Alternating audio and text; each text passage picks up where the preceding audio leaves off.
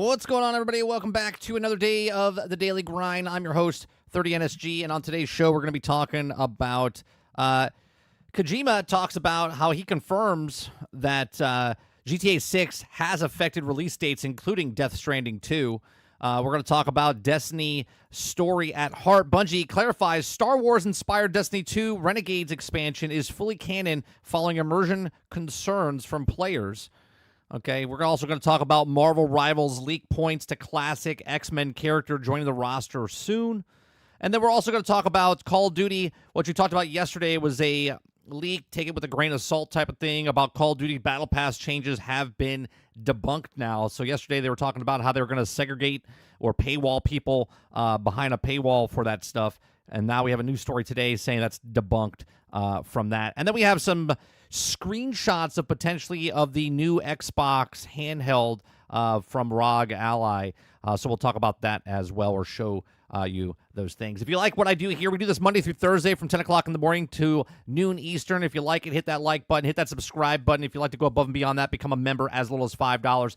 There's 19 of you guys right here in the morning. Let's get 19 likes. Can we get 100% like ratio here in the beginning of the thing? What happens with the like buttons, it's the simplest form of to help YouTubers out, especially on live streams. If you hit that like button, it shoots it out to other people that watch the same type of stuff as you do. So if you watch, let's say, Disney Liguri, or you watch IGN stuff, or whatever it is, right? If you like something and other people like that stuff, they're like, oh, well, if you like this thing, they might push it out to other people that also like that thing. So help us out here. Very, very, very small channel, but we have a very dedicated community, and I appreciate you guys coming out every single day. What's going on, chat? What's going on? Let me scroll all the way back up to see who's here. What's going on, Travis? What's going on, Eclipse? What's going on, Sarge? Big Mo? Roic, good morning. Who am I missing? Nate, what's going on? Kylo, good morning. We got Bot in here. Hemi, what's going on? Kraken, good morning. Wonder Rose, Hilly, Jason, good morning, good afternoon, wherever you guys are in the world. If you guys missed it, me and Hilly played part 2 of our RuneScape Dragon Wilds playthrough. Go check that out.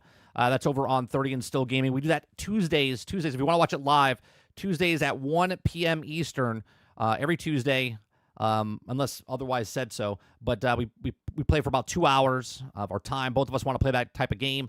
So we got a time frame, and every Tuesday from 1 to 3, both me and Hilly will be playing that for you guys. You can also watch Hilly as well. Go follow Hilly over on Hilly Hijinks. Hilly Hijinks over on Twitch. All right. So let's start off with the first story here, which is the Call of Duty one. We talked about it yesterday. Oh, real quick, housekeeping. We got some inspectors coming again today for the AC unit. So right now the AC guy's been waiting outside for 2 hours. We're still waiting for the inspector to come in. So I might have to step away for a little bit. If I do that, I'll put a break up and some music for you guys to listen to. But that might happen. It might not happen. So just letting you know, if I step away, that's what we're doing. All right. So yesterday, we talked about Call of Duty and how it was take it with a grain of salt. It was claimed that they're doing a paywall type of thing. Our whole thing here is we cover news stories and have conversations about it, give you my thoughts and opinions based on the articles themselves. I don't do any kind of research ahead of time, right? Everything that I give you my opinions on and whatnot. So yesterday, we read an article saying it was claimed. Today, unlike other journalists out there, and I'm not even a journalist, we said something yesterday, even though we said take it with a grain of salt and it was claimed, we're going to follow up on it because that's what you should do. Okay, so controversial Call of Duty Battle Pass changes have been debunked. So yesterday we were talking about if they do this, we were talking about if they do that, they have, full price game, they got a Battle Pass, skins are $25 to $100, they're charging $80 for monkey gloves and whatnot. So now let's see how it got debunked. A new update has revealed that rumors about the Call of Duty blocking limited time modes behind Battle Pass were false. So far, maybe, perhaps. Call of Duty is not paywalling LTMs. Okay, a rumor from last week suggested that Call of Duty might be looking to change the Battle Pass strategy with the next title, and the rumor indicates that the game might include more seasonal limited time modes, with some only accessible to players who own the Battle Pass. As you can expect, this information didn't go down well with the community. So now reliable Call of Duty sources, okay, Charlie Intel has provided an update to the situation. The new post on X, formerly Twitter, stated that do we still have to say that? Do we still have to say formerly Twitter? I mean, it's been, what, a year and a half? Do we still have to say that? I guess. Stated that the rumor about Call of Duty putting limited time modes behind Battle Pass is false. The post also noted that this is also change would also not be seen in the Call of Duty title release in 2025. Okay. It says, update. We've been told that the rumor below Call of Duty putting limited time modes behind the Battle Pass is false. It will not be happening in Call of Duty 2025. So wait a minute. I have a question. I'm going to raise my hand. Yes, you, 30. Yes. Because they say that it's in 2025 and it's not happening now in Call of Duty, does that mean they're going to wait for the next Call of Duty to come out and then implement these things in the next Call of Duty? Perhaps. I don't know. Take it with a grain of salt. Okay. It says players will definitely be excited to see that they do not have to shell out more money to try different modes in the next Call of Duty game, considering they would already need to pay a premium to purchase the base game, where they also talks about the higher skins, loot, crossover operations, LTMs being locked behind a battle pass in previous rumor. Remember, let's just stop for a second, right? Now, obviously, they're not doing it yet, okay? And when I say yet is, if you like Microsoft, if you like Sony, it doesn't really matter, okay? What matters is that companies always kind of do this first, right? Something leaks out, something gets pushed out there, and then all of a sudden they're like, just kidding. Remember when Microsoft raised, or they were talks to raise gold, and then they're like, just kidding, and then they did it 8 months later, right? Remember that type of stuff? We're not raising the price of this thing, and then they don't, and then a year later they raise the price. So I don't want to say they're not going to do this, but this seems like a test, right? This seems like a feeling, see if the water's warm or not. You know, you put your hand or your foot in the water to see. So I think they made this put out there, leaked, to see what the community would do or say. And they're like, ooh, all right, water's a little warm. Let's back off this. Let's put another push out there that says this is false. Okay? You got to take everything with a grain of salt nowadays, because you don't know what's real or what's fake or what's leaked or not leaked. I personally don't believe there's leaks.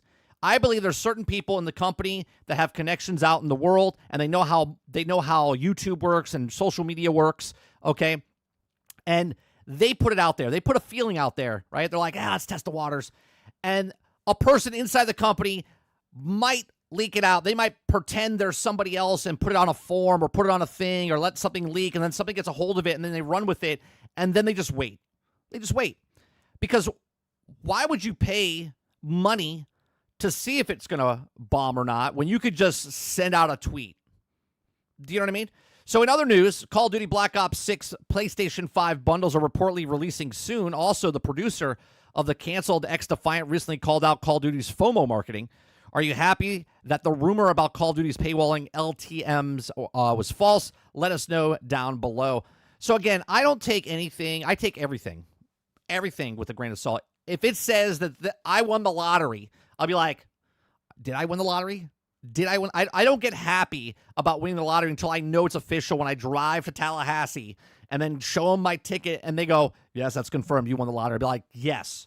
Okay, can I have the money in my... Wait till the account's actually in my account, right? Or the money's in my account. I don't take anything at face value. Nothing. Okay? Because again, I know how the business works. I know how they have people in certain areas of the industry. The industry together is working as a whole. Activision, yes, is Activision, but Activision is Microsoft now. And Microsoft could put feelers out there. And I do believe that this was a thing. Now, obviously, it's claimed. Okay, so it's not official in any way, shape, or form, but I do believe it was a feeler. And now it got pushed back over the weekend and over the couple days, and they said, yeah, this is false. This is false. And it's super simple to dismiss because it wasn't official. And if it's not official, then they don't have to backtrack anything because it was just a leak anyway. But these are just my thoughts. Let me know yours in the comment section down below. What do you think? Do you think Call of Duty or Activision is looking at other ways to make more money? Do you think they're going to make? Because yesterday we talked about it. I said this is stupid if they did this, right? They're segregating behind a paywall, which they used to do in these Call of Duty games, Battlefield games with map packs and whatnot. And they said they were breaking the player base up. And now they do the same thing. Now, Fortnite does this. They break up the player base, but the player base is completely different, right? Because they might be playing Lego Fortnite, they might be playing Battle Royale, they might be playing Reload, they might be playing, the racing or the music, whatever it is. But Fortnite doesn't care because it doesn't matter if 1 million people are playing Battle Royale or if 1 million people are playing Fortnite. And whatever they're doing inside there, they still have access to the season pass. They're still making XP wherever they go. They still have all those people inside the actual game. Hence why Fortnite is one of the most played games every single day, every single week, every single year, and everyone's competing with them. Call of Duty's up there as well, but I think it'd be stupid if they did this. I do believe it. But they're always looking to make more money because greedy companies are trying to make more money. All right? Again, these are just my thoughts. Let me know yours in the comments section down below. Please make sure you share, like, subscribe, and if you like what I do here, check out some of our other videos. Thanks for watching.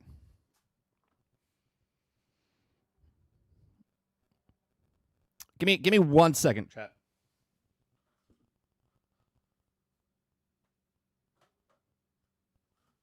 All right. I think I heard the guy backing up in my driveway, but he is not. He is not. All right, so what do you think? Do you think it was real? Do you think it was fake? Do you think that this is just a feeler that was put out and then they kind of like pulled back real fast because of the pushback? Let me know what you guys think in the chat. Let me know what you think in the comments section down below if you're watching this after the fact. What's going on, Garrett Green?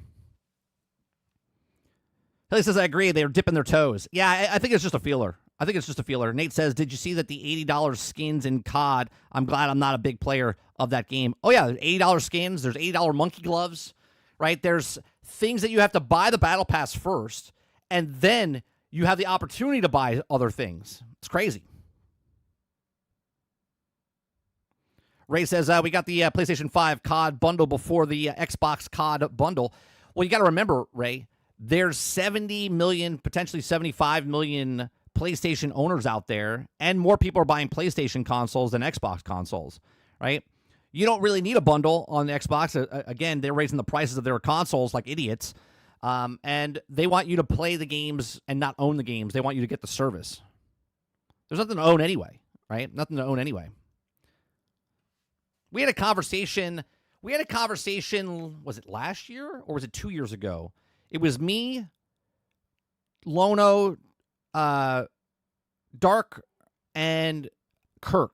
And we were talking about how PlayStation has the bundle with Call of Duty. This is before the acquisition of Microsoft, right? Because we were talking about how they would purchase it, and I said they would still sell it because that's the biggest seller for them, right?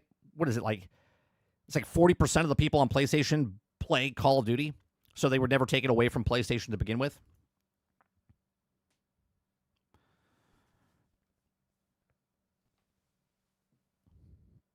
Let's see. Eclipse says it's just like Ubisoft having a bug that put ads in their single-player games. Oh, I remember that. Oh, no, we don't have ads in our game. We don't have ads in our game. We were just kidding. That was a oopsie, right? Same with Xbox when they said, "Oh no, we didn't mean to put the Steam tab in the thing. It was put out there by accident. Oh, it was by accident that we put World of Warcraft on coming to console. It was just a mistake. Yeah, sorry." Yeah, until it does. And when it comes, we'll be like, "Oh, see? It wasn't a mistake. It was them literally telling us the truth, just the wrong time."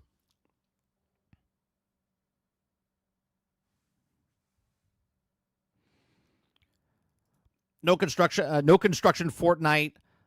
They also game for millions of players. Yeah, no build. Just having your own island, playing the new, what is it, Brick Life, Lego, the racing, the music.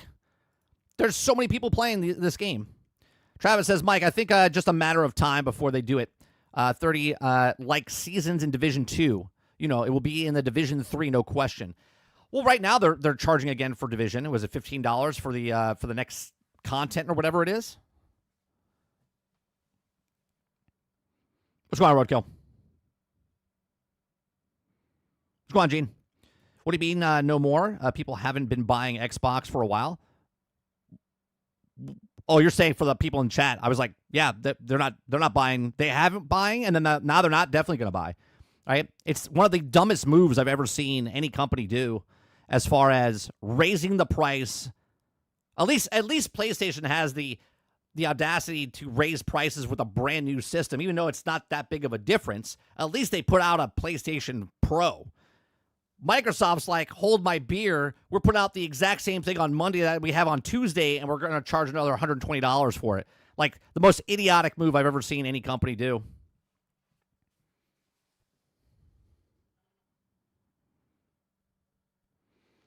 Green says, you would think that Xbox would want to do a bundle with COD unless they think they would lose money. Well, they're already losing money. They were losing $200 per console for the Xbox Series X. Right? They were already losing money. They don't want people to buy single games. They want you to get digital, so you're in the ecosystem, or they want you on the Game Pass subscription model. That's what they want.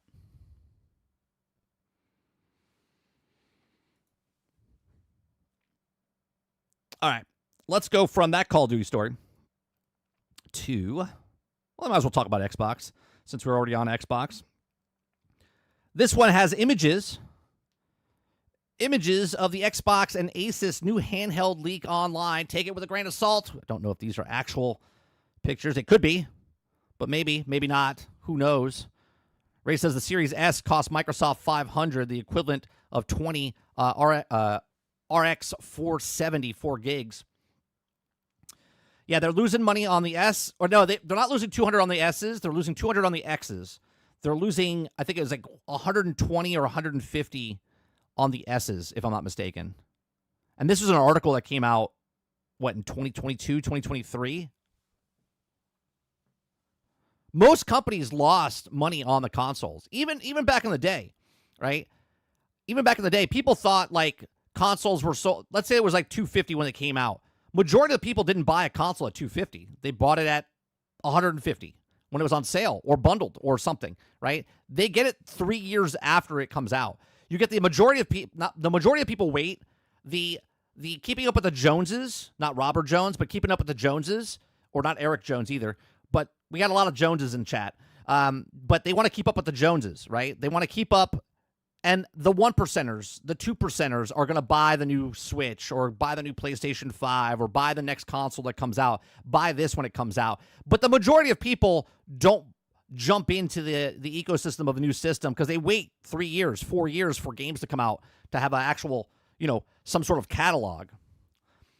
All right, if you guys like what I do here, we do this Monday through Thursday. We just have conversations. We read news stories. I give you my thoughts and opinions on the news articles themselves, not from outside sources that I've already watched. We literally watch or read the article live on chat with you guys, give you my thoughts and opinions off of that, and then get your thoughts and opinions in the live chat. If you like it, hit that like button, hit that subscribe button. If you'd like to go above and beyond that, become a member as little as $5. All right, so images of the Xbox and Asus new handheld leak online. Image of the new Xbox Asus handheld under codename Project Keenan have also leaked online ahead of the official announcement. First spotted by videocards.com, the image is obtained by the official United States FCC certification. Images of the two different models were found, which also are believed the Asus ROG Ally 2 and the Xbox's new handheld device in partnership with Asus.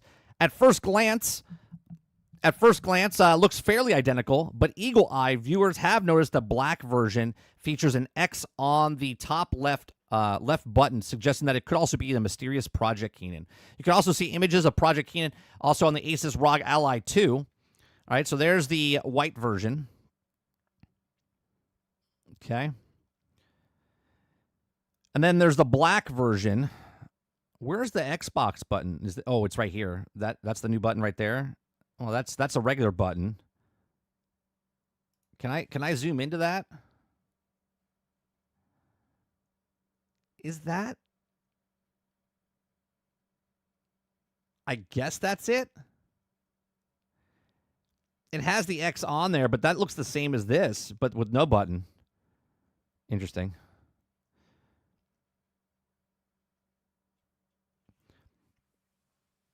There's a power button. You got the volume switches, got the HDMI port, got the charger and stuff there. Okay, in recent reports from Windows Central seems to make it clear that the system won't play Xbox games as it will be tried and true Windows PC essence. Instead, it will be a current ROG ally while featuring an Xbox guide button and more prominent grips. Okay. It seems that after looking at the images, comparison between both the handheld device that seems to be true. As for when the console is going to be released is unclear, but the images of both the Asus ROG Ally 2 and the Xbox handheld now surfaced thanks to FCC certification is likely to be out this year. Are you looking forward to the Xbox Asus handheld? Obviously, they'll probably announce it in June, right? They'll probably announce it in June. I mean, they look identical. Besides, they look identical. So one's going to have the button, even though the button's here. What does this button do? I don't have a ROG Ally now. Is this button, chat? Is this button over on the left side? Is this button already on the ROG Ally that's here now? That's out now? Because I don't own one. I don't know what it looks like. So if there's one, no, it's not on there. Okay. So what do you think if this is not the Xbox version? Someone could have at least polished the screen, right? You know, they were in a rush. They were like rubbing their grimy fingers all over the screen, and they're like, "Quick, take a picture," right? They could have get the fingerprints off there. I'm sure we could zoom in with like CIS technology and run the prints and find out who took the picture. I'm sure someone can figure that out. They'll be like, "I see the fingerprints. We can run those." Okay. I would like to know what this button does when it's not the Xbox version. Like, look at this. Look how smudgy this looks. Like, take a shirt and rub it off, for God's sakes. Dear Lord.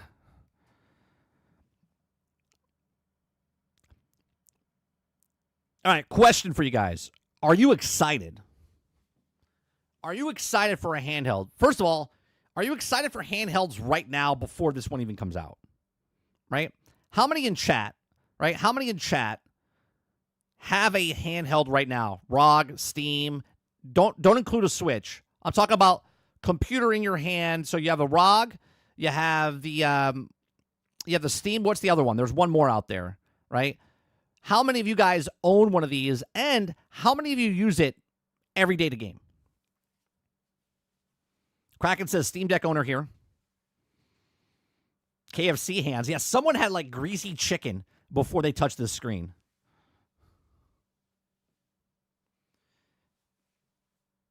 It could be the C button on the Switch too, right? It could be the cuck button. This could be the cuck button on the white version. It's the Xbox version. The black one is the Xbox dashboard, but the white version is the cuck button.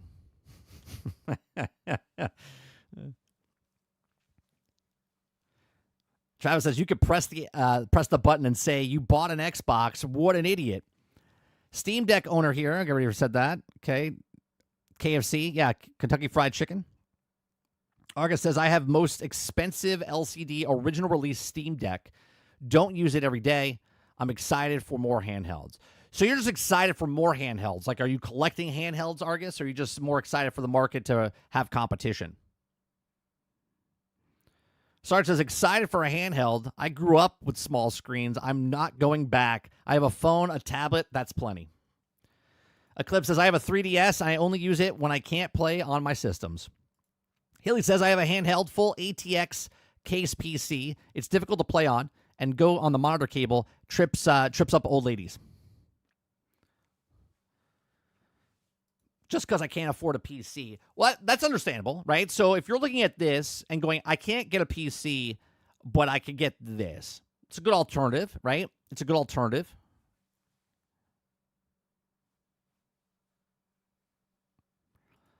Roadkill says, I don't really like playing handhelds. Bothers my neck, but I do have a PlayStation Portal and Logitech G Cloud. Haven't turned on in a long time. Yeah, my biggest problem with any handheld, if you're playing the Switch, if you're playing on your phone, whatever it is, yet you do this. You're always looking down. because no one's going to do this, right? You're not going to be holding it out in front of you because then your arms hurt, right? You could lay down in bed, but then you're putting on you're still doing this, right? Because when you lay down and you do this, your neck is still crooked. That's an issue, which a lot of people don't think it is, but as the longer you play, the more it hurts, right? Because you're doing something weird with your arms. Like if you're in a chair, you got your arms pressed up on the armrests, or if you're in a couch, you're kind of slouching down and whatnot. Hilly says, I don't travel enough to justify. Yeah, I just never been a big... I remember buying a Sony... Which one was it? It was 2000... It was 2001, 2002. Was it the PSP? Or was it the... I remember buying one. I forget what it was. It might have been the PSP. And I owned it for about a week. And I played on it. And I was just like, this is great. I loved it because I was playing baseball games and stuff. I was playing baseball games. I loved playing the baseball games back then. And I was like, you know what? I don't like this. The battery life it wasn't good enough. Great system. And I just thought about it. I was like, I don't play this enough to justify it. So I returned it. Yeah, 14-day return policy there. Open boxed item.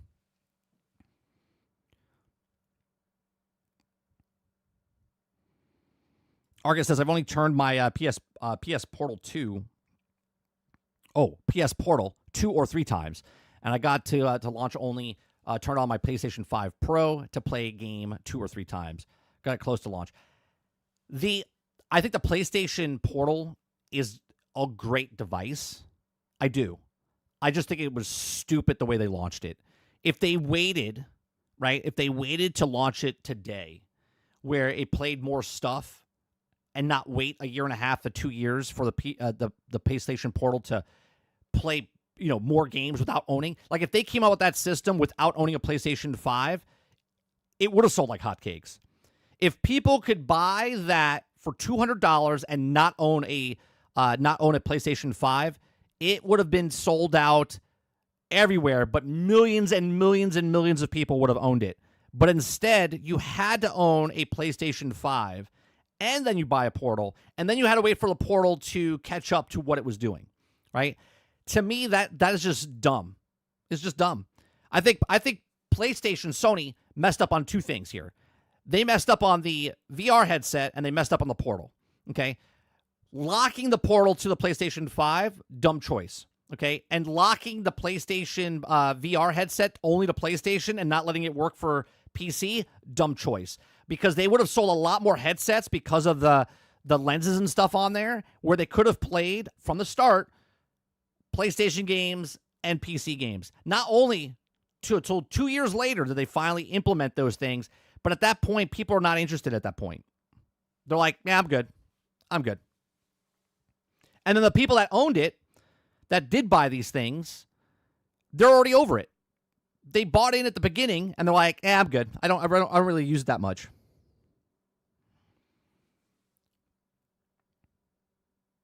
Hal says, PlayStation 6 is on course to cost $1,000 easy. And then the Pro will be, what, $1,200? Are console gamers really going to pay that? I think the 2%ers will. Alter says, Steam Deck plus remote play on other VR is the best combo ever. Huge screen, and I have the controller at hand. Oh, that's a. I never thought about that, Altern. Do you plug it in the HDMI, or are you just doing wireless, where you're using your controller, you're using your Steam Deck, and you're using the headset? Are you plugging the headset into the Steam Deck? Steam Deck plus remote play. So you're doing remote play. Okay. Green says the problem with that is that the Portal would have cost $300 if launched with the cloud. Yeah, but that's still better than the $200 version of nothing, right? People bought it because it was the new thing, not because it was practical, right? Think about this. It cost you $700 to get the PlayStation and the Portal. But if the Portal came out with the cloud, it would cost $300 by itself. You didn't need a PlayStation 5.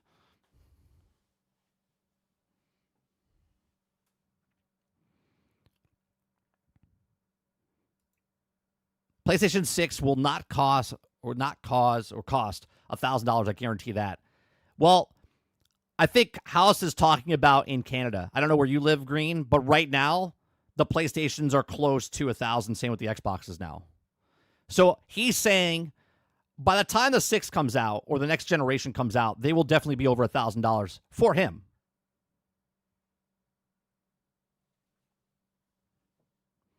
I do it wirelessly, but you can also plug it into the capture card. Argus says, yeah, I've done the AR glasses that put a big screen in front of you with the Steam Deck. I use mine when I travel. I take my Meta Quest 2, and I play Game Pass on it, and I have a movie theater-sized screen in front of me. It really is mind-blowing. No latency.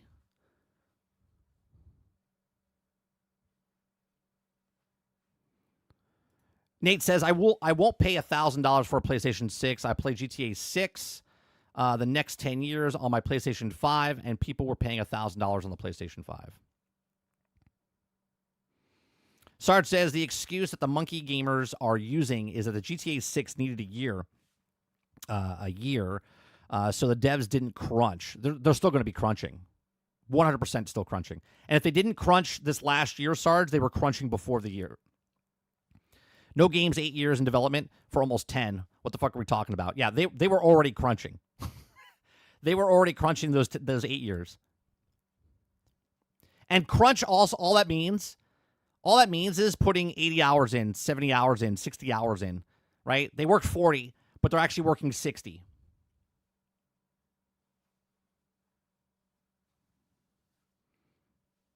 Green says, yeah, that's true. It will also depend on the economic factors, obviously. If things get straightened out, it also could go down cheaper after the play. No. Here's the thing, Green.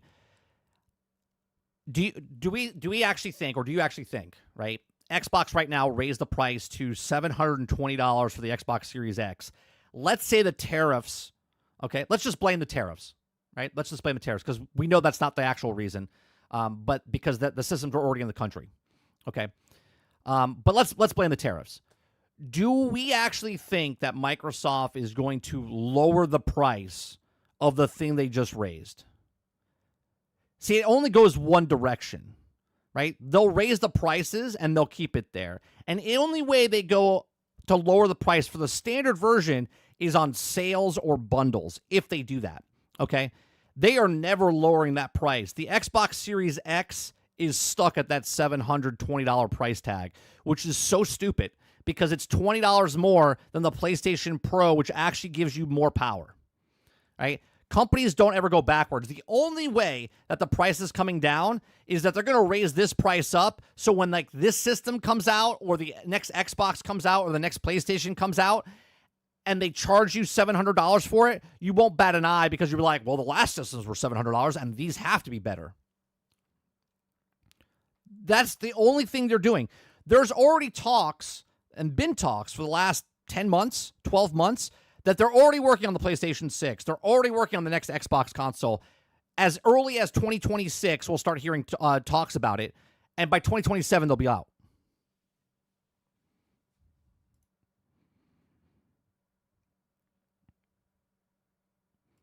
Travis says, 30, I need a Weird Al style song called Blame the Tariffs.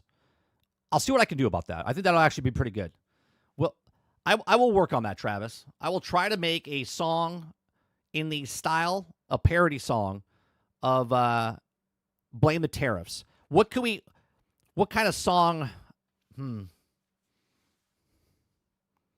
My Sharona? What about if we did like a style song of My Sharona, but it's like you blame the tariffs? Blame the tariffs. Like something like that. Yeah, like a polka? Yeah, we could do it like a polka. Kraken says, Crunch, do you master Chief complained about Crunch when he had to finish the fight? Get back to work. Yeah, that's right. We'd say you complain about Crunch, get back to work. Xbox is like Sony TVs. They don't care and will sell to the FOMO. And now they can also make the system awesome, hopefully. Here's a hoping. Here's a hoping. They're using the tariffs as the excuse to raise the price. Otherwise, no reason to raise the price of a 5-year-old's console. Correct. Especially a console that's already in the States where they're not shipping them in, okay? And they're not selling off the shelves because no one's buying them already.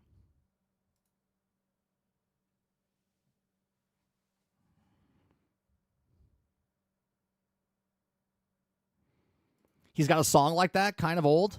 I'll Sue You. Blame the tariffs. As My Sharona is great. Yeah, I think we can see what happens. Blame it on the boogie, but the Yarifs. Yeah, I'll see what I can do. I will try. I will try to make a tariff song. Oh, I know it's a polka, Sarge. I understand it's a polka. Let's go on, Jones. Consoles moving forward may have to have a modular or take a Nintendo route to stay affordable. Well, Z was bringing up modular yesterday, right? Talking about how maybe you put what graphics card or what storage that you want in the system. I mean, you're already doing that now, right? We have what's the X? A 512 or 1 gig? It's 1 gig, right? But then you can get another 1 terabyte that you could put into the thing, right? So you're already paying for the storage separately, but that's nothing new, right? PlayStation did that way back in the day. Same with Nintendo and whatnot. The Dreamcast, where you plug in the actual memory stick.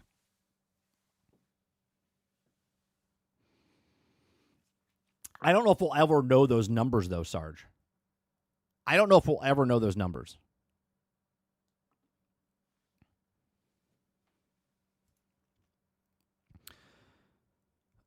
Travis says, 30. God, Great Circle is good. I'm maybe 10 hours in. I'm excited for the DLC. Remember those days when you also played a game and loved it, then looked forward to the DLC instead of knowing up front? Here's the thing, Travis. Isn't it nice? Isn't it nice that you're playing a game that you like and it doesn't fucking matter that it's from a competitor that you don't like? You see what I'm saying? Isn't it nice to play a game like Indiana Jones and the Great Circle is a good game. It's a great game. I loved it. I thought it was fantastic. Okay, I just went from good to great to fantastic. I think it's fantastic, okay? Like, I don't think it's a perfect 10 in any way, shape, or form, but isn't it great to just play a game? Doesn't matter what system you're on. You're on PlayStation, you're playing an Xbox game on the PlayStation, and you're enjoying the game. Imagine that, right? Imagine that. House says they definitely cut out the optical drives. Robert Jones says get 2 terabytes internal drive and 1 4 terabyte external. I bought Oblivion Remaster as well, right? They're just good games. It shouldn't matter. And I don't understand. I've never understood and you were, and maybe still are, right? I know you joke around a lot. I never understood loyalty to a plastic box. It's just a game. I buy a game on the platform that I want to play, and if it's not on that platform, I'll buy the other platform if I'm interested in that game. Clip says, yeah, it was awesome. Definitely a 9 for me. Travis says, honestly, I wish exclusives were far less. I'd love for Xbox players to enjoy Ghost of Tsushima and Yote. Well, they can, just not on the Xbox, right? They have to go to get a PC. This is why PC is the best platform, right? Because, and I say best platform not because it's more powerful or whatever. It's just everything. When you have a PC, you can get PC games. You can wait and get the PlayStation games that are first-party title, and you can get Xbox games day and date. It's the one all be all, and you could also get Nintendo games if you know what you're doing. Right? This is exactly why people like PC. Because PC, you're not held to these ecosystems of the stuff. You can make your PC as powerful as you want, or as not as powerful as you want. You can customize the thing that you want to do. So you can get a cheap monitor, you can get an expensive monitor, you can get a cheap mouse, you can get an expensive mouse, right? You can play mouse and keyboard, you can play a controller, you can do all these things. It's like a la carte. Not console. Console's convenient. Console's convenient, and they charge you a fee for convenience. Right? They charge you a convenience fee.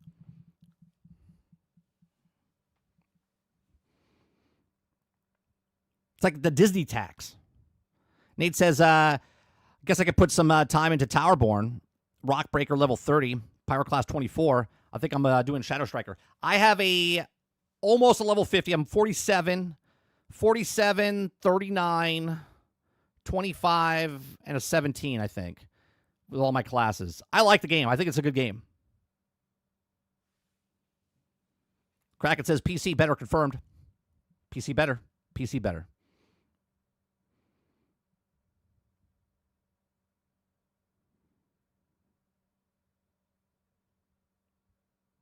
Kyle says, why wouldn't you just buy a PC at that point? Or are you talking about with all the other things that you buy, the peripherals for the console?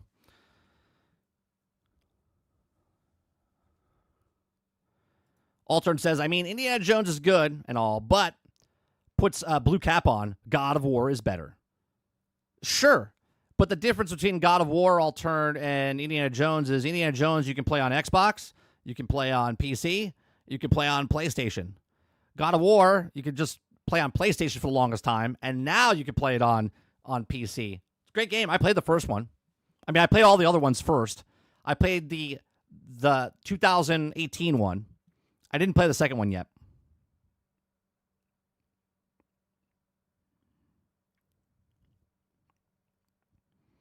Roadkill says, I think they're going to raise the PC Game Pass. I don't get why they don't. Because that's the biggest market they have for Game Pass.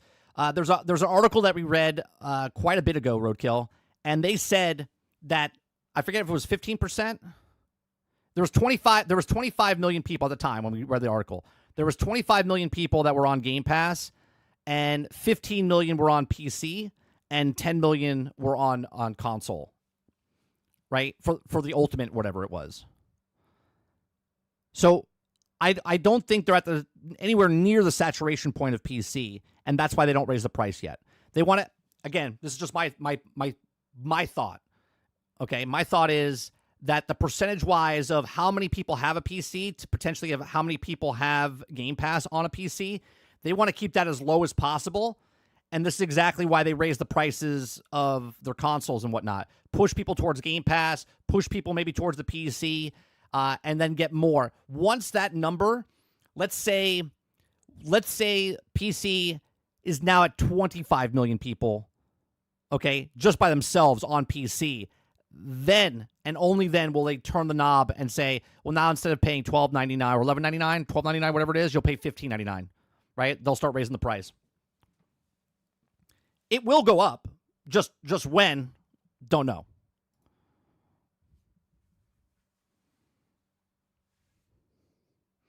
Roadkill says, PC is a headache. You can't buy a PC and just throw it in your living room. TV and everything is going to work perfect. You pretty much can.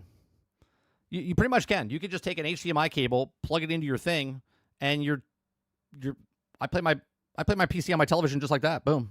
It's right up there. There wasn't like some like voodoo magic I had to do. I just took the HDMI cord, plugged it in. Ta-da! Like, how much more convenience do you want? Right? Do you know why there's PC pre-built? Because people are lazy and they want the convenience of, well, I don't want to work with buying the fans and buying all this stuff. They'll just buy the pre-built.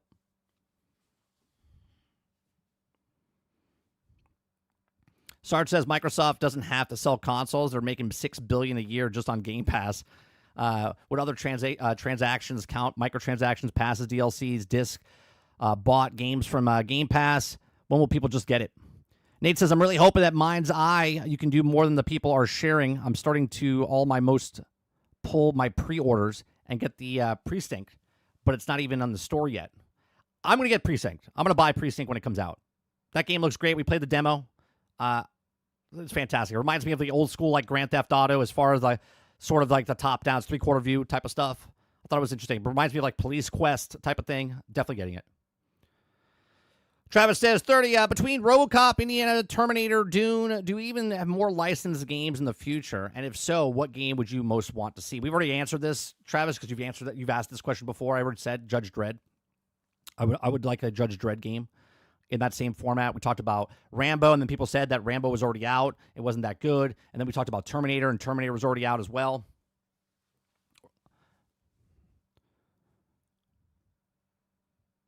Yeah, it comes out May 13th for the precinct. Kraken says, I think Steam makes it hard for Xbox to gain traction with Game Pass on PC due to all the Steam sales. Sure, but you can also use Game Pass as a testing tool, right? If people don't know if they want to buy a game, but they can, for $12 a month, I mean, come on. Say what you want about Xbox and whatnot, but $13 a month for Game Pass, and you get to have access and try these games out on PC. It's crazy. You can go buy a magazine with a disc in the back for that price. Hal says, PC Game Pass is hard sell because we get so many games incredible cheap. Jay Breezy says, if the Arizonas that are 99 cents went up, everything can go up.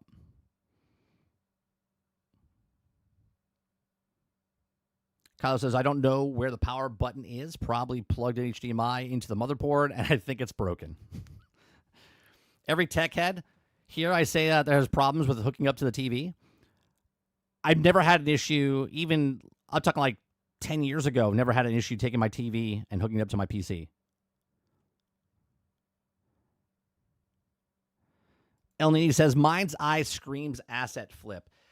There's something about it, right? We watched the trailer a couple weeks ago. Haven't really heard a lot of buzz around Mind's Eye besides Travis talking about it, right, El Nini? And remember I always talk about, like, give it the smell test type of thing? Do you know what I mean? Like, it might be a great game, but there's something seems off about it. Like, we heard nothing about it, right? Yes, there was articles of the guy talking about why they didn't talk about it, right? Ex-GTA developer. If you have to use that as a selling point for your next game, something feels off about it. I know it's not a full-fledged, like 100-hour game. It's like a 30-hour game, shorter game. Something just feels a little off about it. So I'm going to wait.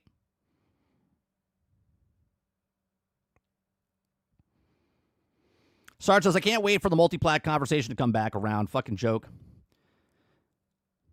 Here's the thing I don't understand about people talking about multi-plat.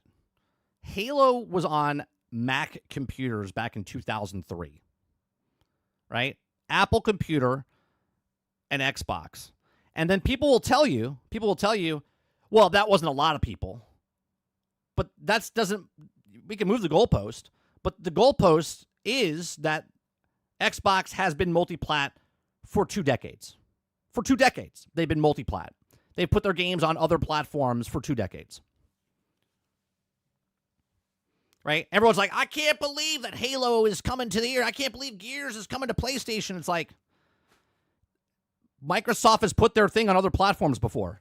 Just because you didn't know about it, just because I have my blinds closed and the murderer's outside, doesn't mean the murderer's not there.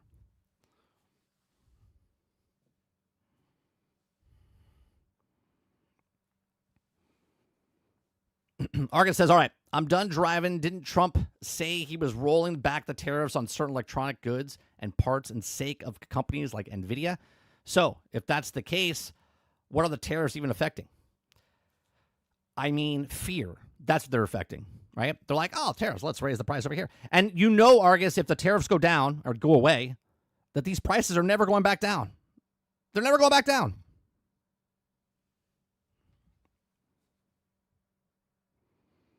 Roadkill says, what do you got? A $10,000 PC or TV? For what? To plug my HDMI cable into my television set? Roadkill?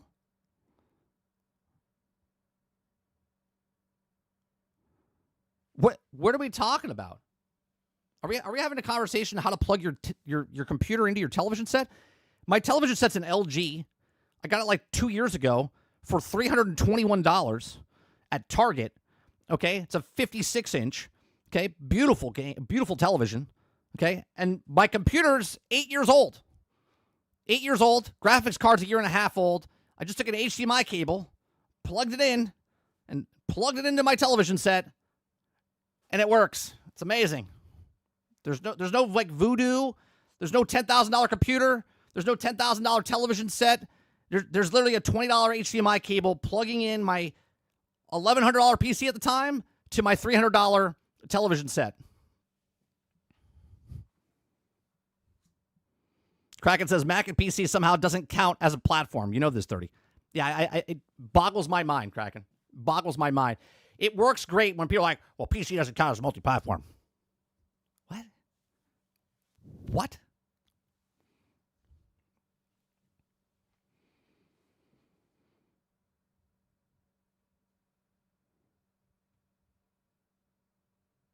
Now that you mentioned it, you rebuild the goalpost. I did it this morning. Yeah. Roadkill says, Lono said it's fake game, Mind's Eye. I have done my research on it, and what El Nini's saying, it might be an asset flip. But here's the thing. If it is an asset flip and the game is fun and people like it, doesn't matter. Doesn't matter. All it matters is the game comes out and people like it.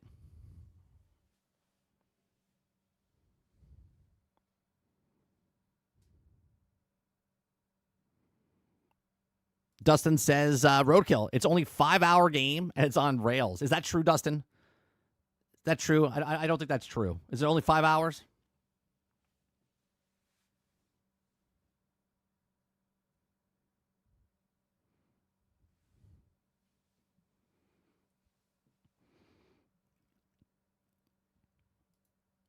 Lono did call it Days Gone. Yeah, but Days Gone was actually, people like Days Gone.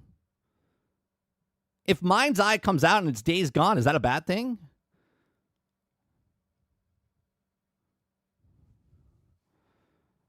Dustin said, actually 15 hours. I got reconfirmed. Gotcha. Kylo says, can't wait to go home with my $10,000 TV and my $20,000 PC. Like, what are we talking about? Kraken says, it must have cost you $10,000 to plug that HDMI into that TV. Yeah, I got the super rare gold plated with silver tips with diamond end cables inside of it. Yeah, that's how I hooked up my my shitty PC to my shitty television. Argus says there's no reason for price hikes on gaming related products. The system by the reason of tariffs. So that's the excuse against it for anyone doing it. Yeah, because they can.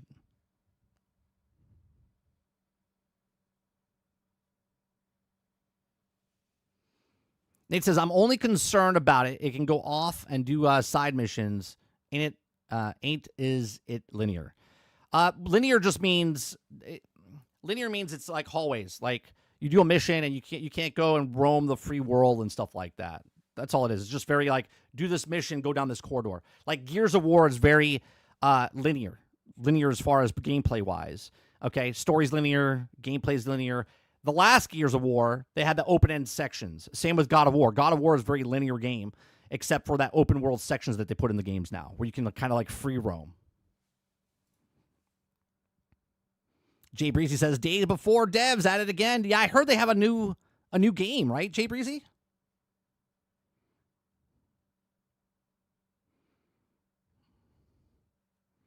Altered says, asset flip. PUBG was an asset flip, and it brought BR to everyone. Right, it's okay to be an asset flip as long as your game's good. And that's what I'm saying. Does it matter? Do people care how sausages are made? Or they just eat the sausage and go, man, this is a fucking good sausage.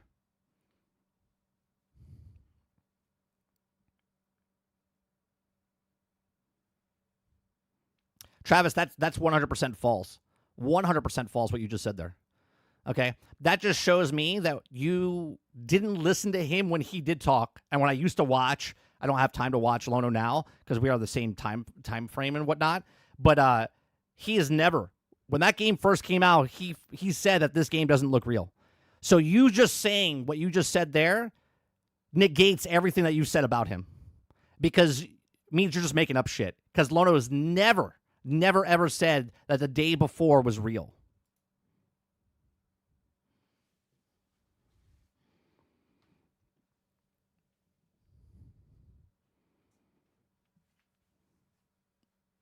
Ron says the day before his new game is called the day after.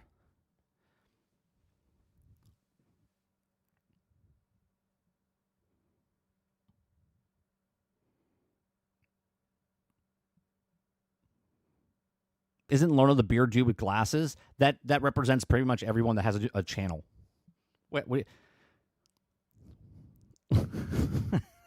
Could be legendary drops. That could be that. There's so many other people that have glasses and beards that have a channel.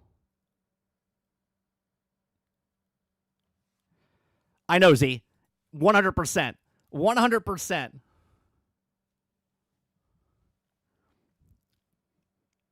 It's okay, though, right? I've always known Travis is full of shit at times. He just likes to type. He just likes to type.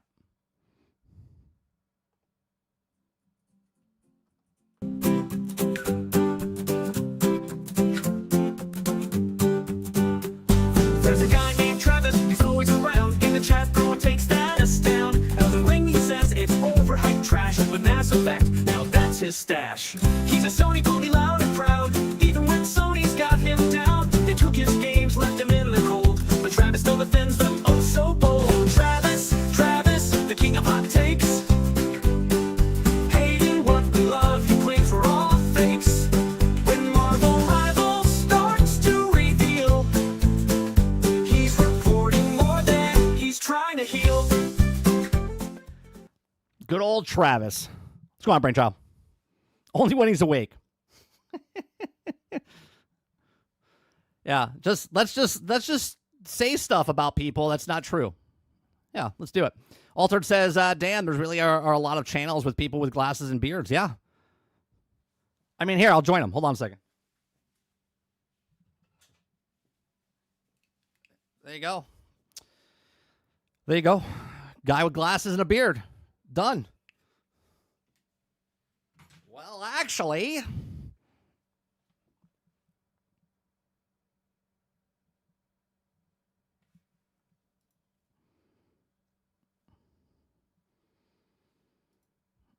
all right, we're done with that one.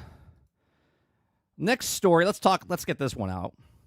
Now, I don't follow Destiny anymore. I used to love Destiny. We did everything. Where did I go? It's like an invisible cloak. I put glasses on. Who's this guy?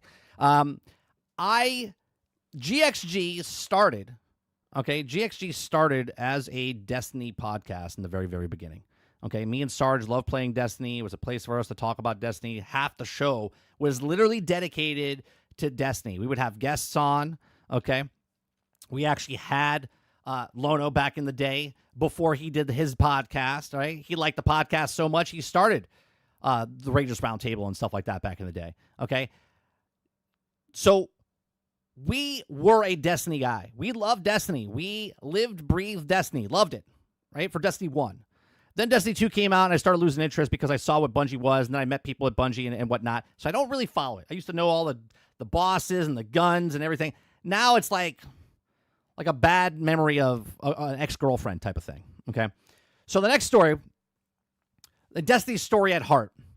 Bungie clarifies Star Wars-inspired Destiny 2 Renegades expansion is full canon following immersion concerns from players. Now, funny about this, when they first did the other Star Wars event a couple of months ago, right? Maybe it's 6 months ago, 8 months ago, okay? I was like, I don't like this. And I'm a Star Wars fan. I like Star Wars. Loved Star Wars. I still love Star Wars. I still love the old Star Wars. I'm not a big fan of Disney Star Wars, but I loved old Star Wars, okay? We talk about Star Wars games all the time. I would love if they made a Battlefront 3 or took a mod and something and did it, which they are doing with the saga, right, and whatnot. I love that. But this I have a problem with, and I talked about this when they first showed Star Wars stuff last year, okay? And I talked about it how I felt like this is watering down the brand, both brands. It waters down Star Wars, and it waters down Destiny, okay? Because Star Wars is in a galaxy far, far away, okay? And Destiny, it's its own story. It's not supposed to have Star Wars. But then the gaming world comes into blur effect, right?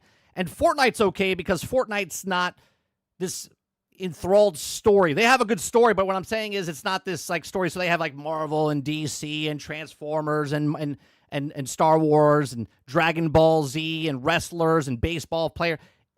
It makes sense for what they're doing with Fortnite. This does not make sense. Is it cool? Sure, it's cool.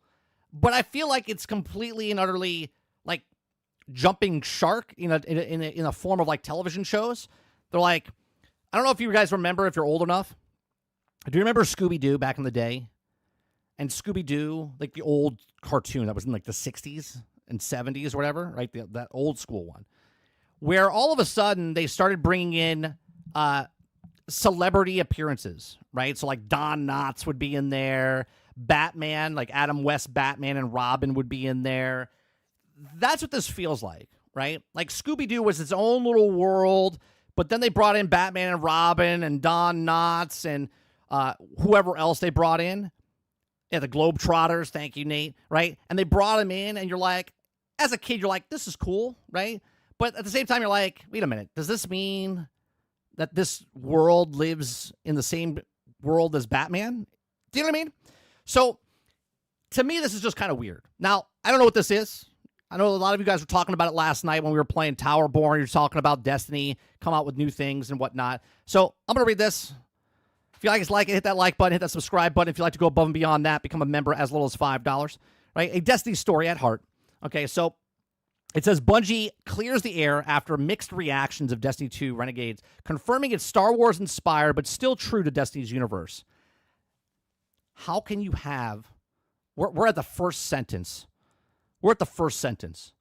How can it still be a true Destiny universe when I'm staring at Darth Vader, Kylo Ren, and General Grievous?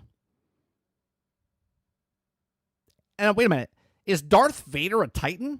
Kylo Ren is the Warlock, and General Grievous is the Hunter? Okay. So when Bungie revealed Renegades, the second expansion of Destiny 2 Year of Prophecy roadmap, it didn't take long for the opinions to flood in. The expansion's flashy trailer featured and looked like lightsabers and even Star Wars-style sound effects for many players. It immediately raised red flags. Was Destiny turning into a full-on Star Wars crossover? Okay, it almost seems like they're really down on their luck and they're like, we gotta do something, right? And I totally get it. Right? They're like, well, we gotta get interest in our game because we're basically... You know, it's been 10 years. We said it was only going to last 10 years, but now we're going past the 10 years, so we got to keep it going, okay?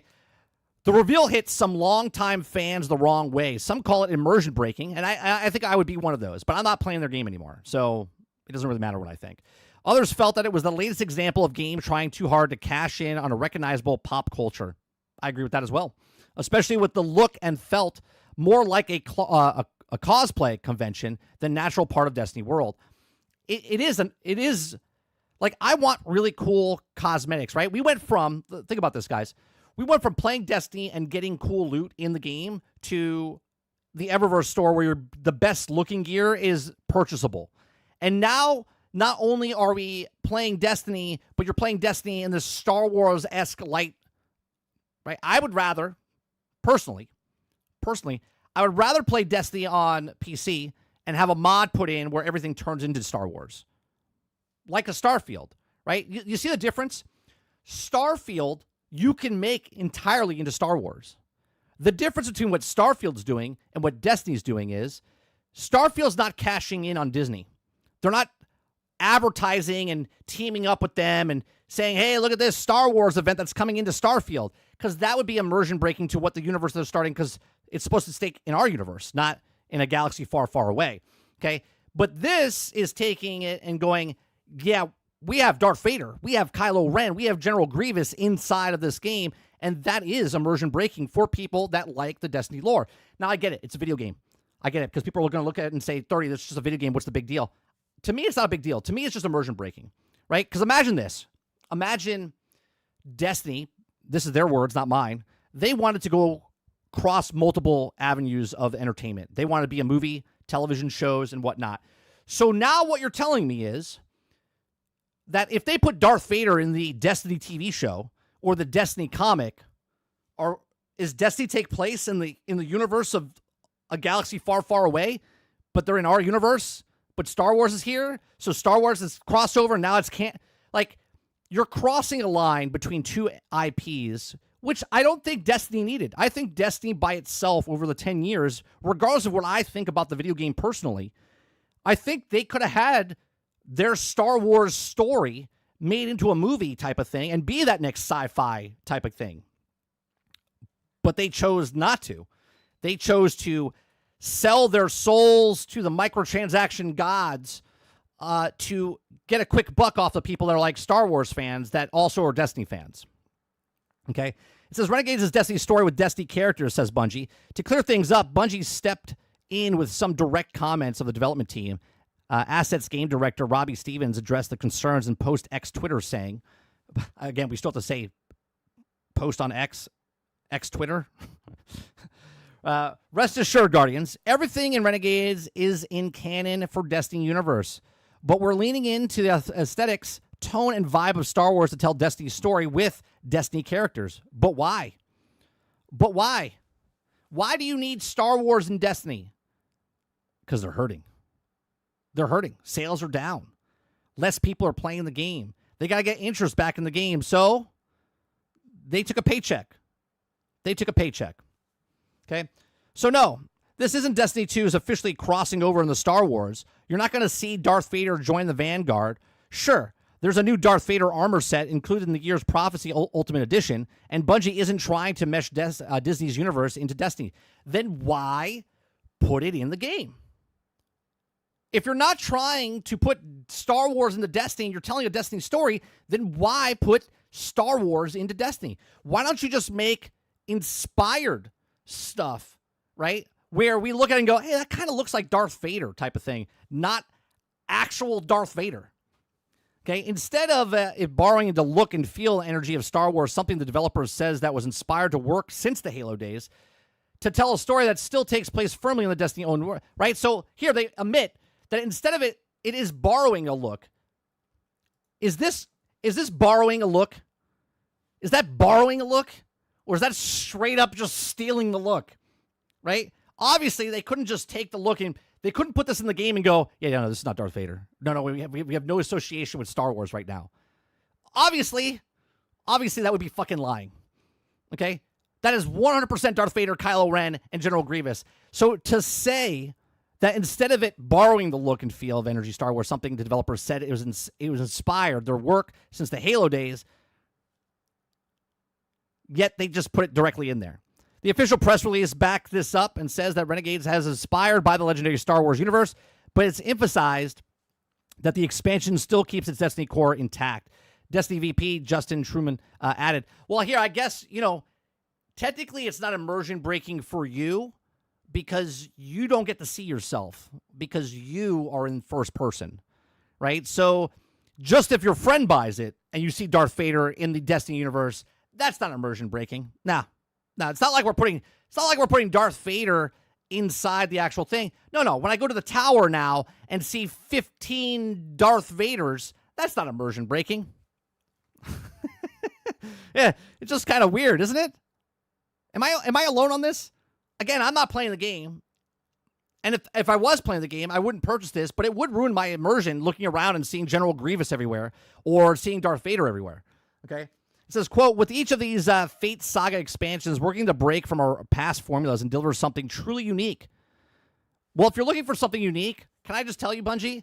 Stay away. Like, don't start putting Predator in here. Don't start putting Terminator in here. Don't start putting other sci-fi things like, oh, we're going to put Firefly and you could be Captain Kirk in Destiny. Oh, it's just inspired by Star Trek. It's not actually Star Trek. You'd be like, well, that kind of looks like Captain Kirk, right? Like, do you see what I'm saying? There's a difference between being inspired and making the hunter look like this. Like, for instance, when I played Destiny, there was a skin outfit.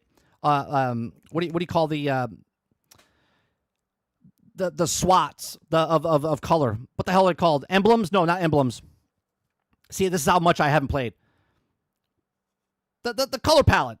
What the fuck are they called? Anyway, I would be my Titan, put a certain cosmetic outfit on, okay, and then make myself look like Master Chief or close to it. Get the color scheme and be like, oh, look, shaders. Thank you, Altern, right? I would get it and look like Master Chief. He wasn't Master Chief, but in my head, I was like, I made him like Master Chief, right? But I don't want Master Chief in the game, right? I don't want Master Chief in the game. That's immersion breaking. But as a player, fantasizing, going, oh, even though I'm not looking at myself, I'm like, yeah, I'm pretending I'm Master Chief, right? It's just weird. Okay, it says, with the Fate Saga expansion, it's truly unique. Renegades, no expansion in Destiny's story at heart. But with Star Wars-inspired take, it's been a dream of us to explore. it's one of the biggest franchises in the world. Okay. It's bigger than Destiny. If you put Star Wars into Destiny, people are going to notice, right? And go, hey, what are you making, a Star Wars game now? In other words, Renegades isn't about bringing Star Wars into Destiny. It's about channeling the kind of atmosphere and theme Star Wars is known for to tell Destiny's story in Bungie's own style. You could have just put shaders in the game. You could have put a shader in as the Darth Vader shader, okay, to be the black or whatnot, okay? Remember, they used to charge for black. Black wasn't in the game. They paywalled black back in the day, okay? You could have put shaders in for these characters. Nope. You just straight up put them in the game. Still, it's hard to ignore just how strong the Star Wars influence is, not just in Renegades expansion itself, but with the extra Bungie's is offering. Players who pick up a Year Prophecy Ultimate Edition, you'll get access to the full lineup of Star Wars-inspired cosmetics that include armor sets based on some of the franchise's most iconic characters, Kylo Ren, General Grievous, and Darth Vader. Okay? You're literally getting your ship is Kylo Ren's ship. It's Darth Maul's speeder bike, and your ghost is a fucking droid. But we're not telling a Star Wars story in this game. Whether fans love it or hate it, Renegades launches December 2nd, 2025, and will be part of the Year Prophecy constant lineup alongside with the Edge of Faith. Bungie is promising new story content, gear, and dungeons, and plenty of loot. So, what do you think? Are you excited for the sci-fi team-up mashup of the inspired? Yeah, this looks inspired, right? Again, look at it. Look at it, chat. This definitely looks inspired by Star Wars, not actual Star Wars, right? If I wink and maybe tilt my head and go, it kind of looks like Darth Vader. No, that is straight up Darth Vader. That is straight up Kylo Ren. That is straight up General Grievous. Okay? And does that mean a Titan gets a cape now? Do you guys get a cape? Titans get capes now? That's a Hunter thing. Yeah, that's a Hunter thing. And why is it General Grievous? Why isn't it Darth Maul? Right? Why isn't it Darth Maul? Why isn't it Darth Vader, Kylo Ren, and Darth Maul? Or hell, why isn't it like, I don't know. You could put Emperor as I would have put the Emperor, okay, as the Warlock. Kylo could be the Hunter, and Vader could stay as the Titan. It's just weird, man. It's just weird. Let me know what you guys think in the comments section down below. Let me know what you guys think in the live chat. Are you okay with stuff like this? Not just in Destiny, but like take another game that you love, okay? And all of a sudden they do a team up with like the Power Rangers or Star Wars or Lord of the Rings, right? Are you okay with this type of crossover in a game like a Destiny? Like all of a sudden God of War, can you be Darth Vader or can I be, you know what I'm saying? Is that too much of a crossover in certain games? Let me know in the comment section. Let me know in the live chat. Please make sure you share, like, subscribe, and if you like what I do here, check out some other videos. Thanks for watching.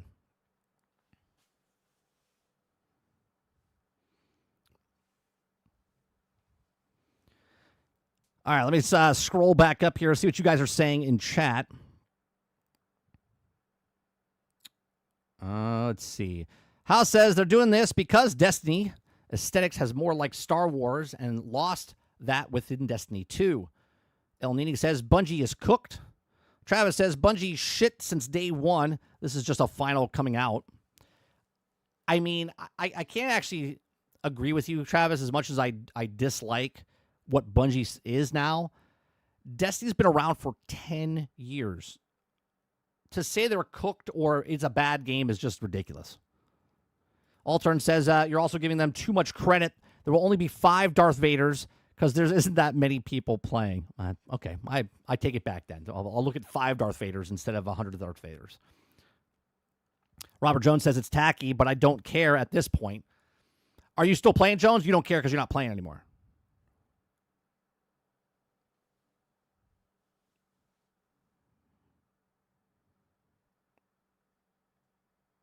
House says, Mike, Predator is already in the game. Look up the Biosphere armor.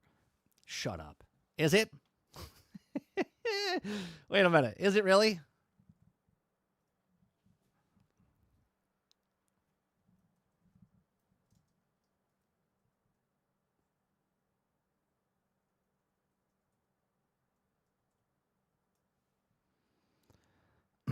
Let's see.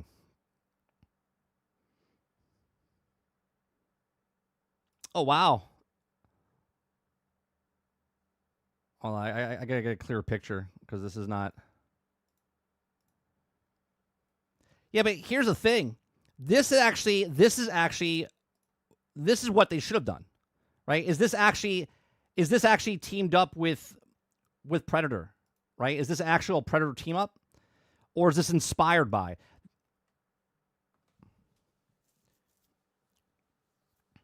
Right? Is this an actual, like they said, we have Predator in the game? I don't know. I'm asking because I haven't been paying attention. It's inspired. But did they say Predator inside of Destiny? Did they use the term Predator inside the game? Did they do it like a Star Wars event, like what they're doing with Star Wars?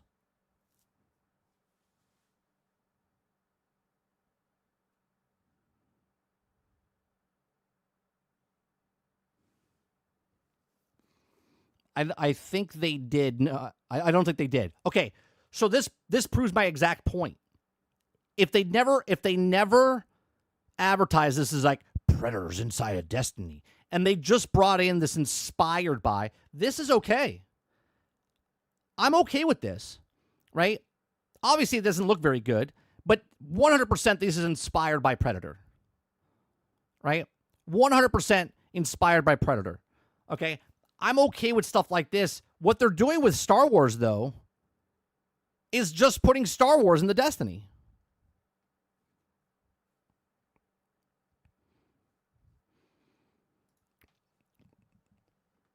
Argus says, people are eating that pre-order for this up, Mike.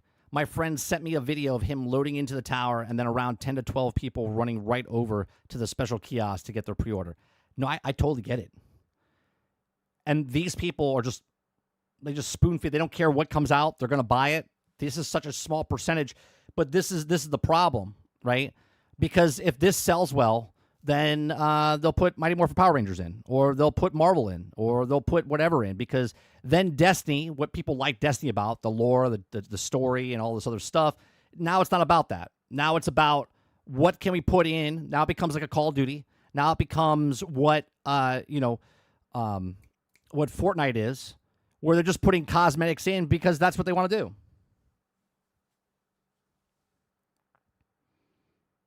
And this includes the Iron Sight Sniper, No Land Beyond, that everyone's been wanting for them to bring back. It's available now only if you pre-order. Yeah, see, that shit right there is another reason I don't like Bungie. Take it out of the game and then put it behind a pre-order stuff. Nope, I'm good.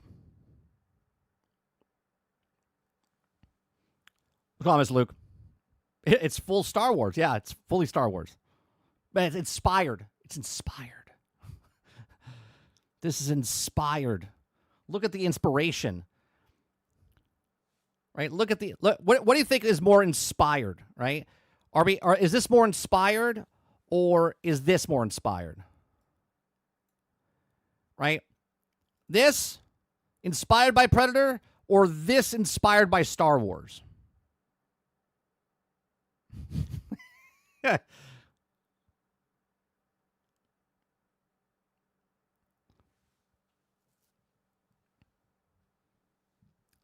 Destiny 2 even added 3 Fortnite skins to the game for each faction.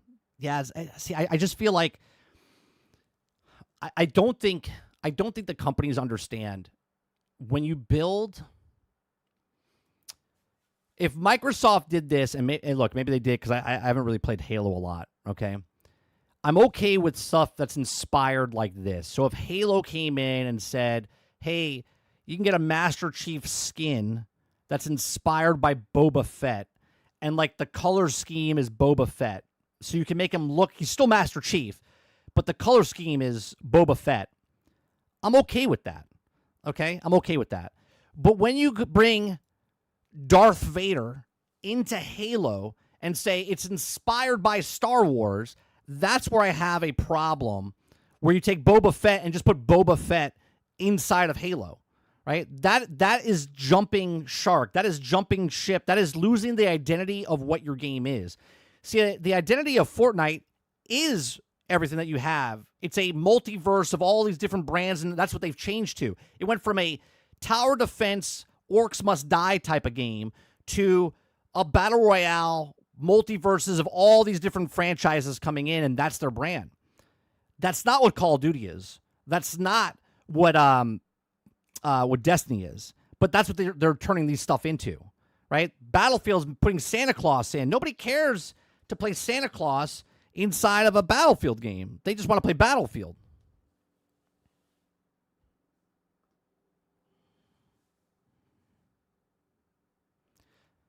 Pre-order items are $100. $100.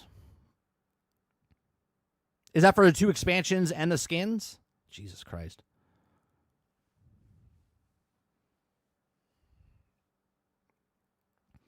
Nate says they put Street Fighter characters into the Exo game where you fight the dinosaurs. Oh, Exo Primal? Well, here's a little difference, right? Capcom put their Capcom characters in.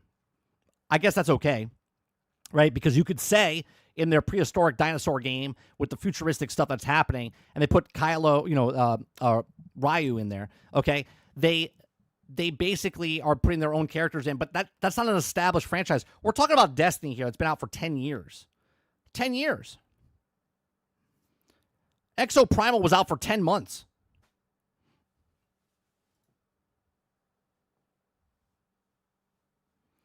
Hal says the Fortnite skins were dope, though. I didn't buy them, but they're also fucking dope. Look, I totally get it. Right now, my son is infatuated because Star Wars is in Fortnite. When I tell you, me and my wife are in the back room, and we hear him playing with his friends, and it just came out. And my son's like, oh, my God. Oh, my God, this is so awesome. He's running around the map, and he's fighting. They put the guns of Star Wars in the game, so there's no reload, right? So you don't have to pick up, like, ammo. There's no ammo to pick up, okay? You're just running around, and you have the blasters and stuff from Star Wars, and he's like, I am so happy. This is what he's saying out loud to his friends. He's like, this is so good. He's like, this is so great. This is the happiest. He's like, don't ruin this for me. Like, he was so excited, and I was like, that's awesome. I get it. I love that, right? But then to all of a sudden do this in a game like Destiny, it fits for Fortnite. It fits for like Fall Guys. It fits for stuff like that. It doesn't fit. It doesn't fit for Destiny. Destiny's got its own lore. It's got its own thing. Yeah, my son is 5 levels away from beating the battle pass already. Right? And I told him, I said, you can't buy it until you complete it. He said, come on, I can beat it. I can get it. He's like, I'm going to beat it anyway. I said, no, that's not the point. The point is you have to beat the battle pass before you buy it. He's got 5 levels, 5 levels left. Right? It came out, Friday? He's going to be done today. 5 days, done with the season pass. That's what you do when you have your mind set on something. You're like, I want this. I'm going to get it. And that's what he did. Argus says, Mike, is funny. The thing is, all the armor sets are directly visual the same as the stuff in Star Wars, but the names of all of them on the armor ornaments for them are ambiguous Destiny names.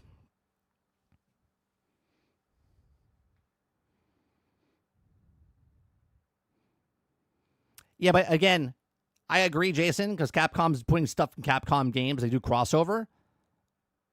Destiny's not part of Star Wars, It's a completely different thing.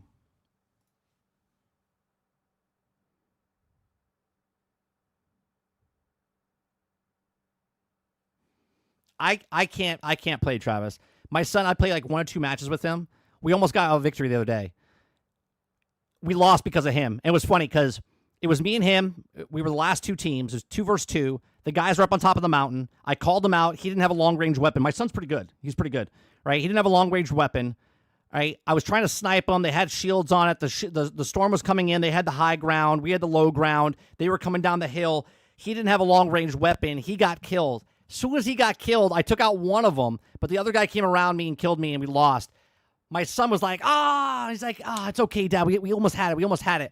We went to dinner that night, right? We went to dinner that night. We took a car trip about 20 minutes away, went to dinner. We sat at the table, ordered our drinks. He looks across me and goes, it's my fault, Dad. It's my fault. And I'm like, what's your fault? right? I've already forgotten about the game, right? Because I don't really care if we lost or whatnot. He's like, it was my fault. He goes, if I stayed alive, we would have won. And I was like, it's okay, buddy. He's like, nah, I should have had a long range weapon. He's like, I didn't have one on me. He's like, I would have gotten them. We would have won.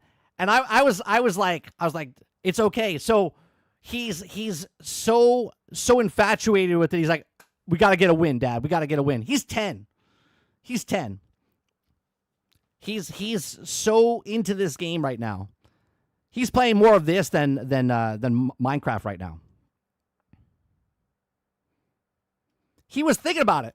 He was thinking about it the entire time from when we lost, right? And I thought he blew it off. He was like, it's no big deal, right? He was in the car ride. He was at dinner, and then all of a sudden, he just right across the table, he's like, it was my fault, Dad. I was like, what? He's like, I should have had a long range weapon. It was my fault. My son's a little cocky. He's so good at the game that he's a little cocky when he plays because he's fast, man. He is so fast at like jumping around, and every time we find something now with the lightsaber, he's like, "Give me the lightsaber! Give me the lightsaber!" I'm not very good with it, right? And he's so good. Yeah, he's a guy that's going to talk shit. He wants proximity chat. Let's just say that in Marathon, he wants proximity chat because he would talk so much crap.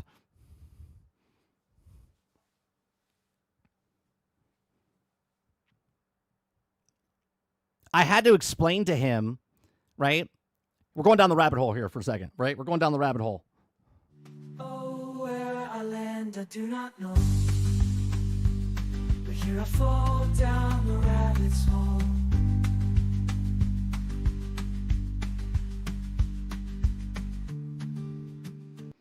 All right, so I had to explain to him because obviously he picked up the word sucks from me. Okay, because I replaced sucks with this is shit. You know what I mean? I say this sucks, right? So now he's picked it up, and he says sucks a lot. And I keep trying to tell him, I was like, don't say sucks when you're playing with your friends. I was like, yeah, he's 10, right? I don't mind it, but now he's saying it to his friends, and then whatever, right? So I tried to explain to him. I said, look, when you're playing with your friends and you're telling your friends that they suck, I said, there's a difference when you're bantering back and forth and you say he sucks because you're having this, you're having this banter back and forth. You're both in the game and one of you dropped the ball or whatever. And, you say, you suck, right?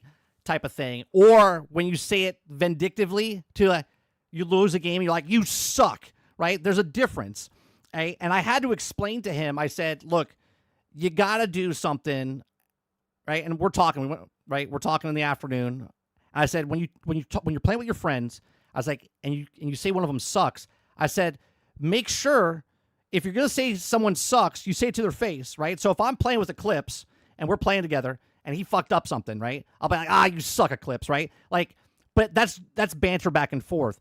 But if I not playing with Eclipse and I'm playing with Travis and I say, oh man, Eclipse sucks.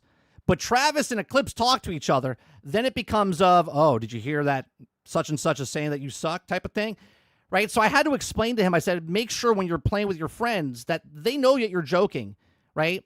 Right? That you're not saying they suck because they won't want to play with you, right? You got to remember, this is when you're starting to make friends online. This is when you're starting to make friends when you're telling with your classmates and stuff like that. Right? I won't tell. Yeah. But you understand what I'm saying? So I had to explain to him. I said, either don't use the word suck. I said, or make sure when you say it, you're joking with him. You're like, blame yourself a couple times. You're like, I suck so bad, right? Because when you self-deprecated on yourself and then they mess up, you're like, you suck, right? It's more of a joke between you guys, right? Instead of really like saying the guy sucks. Jason says, I usually chirp the bad player on the team when I play rivals. But I think there's even with open mic, when you're playing with people, there's a culture online that people understand when someone's fucking with them. You know what I mean? Playing with them or being vindictive towards them. You know what I mean? If the guy is 0-15 and and you say he sucks and you're talking shit to him, he knows he's shit. If a guy's pulling his weight and he happens to lose a moment, he knows that you're saying it, but it's just banter. You would hope anyway.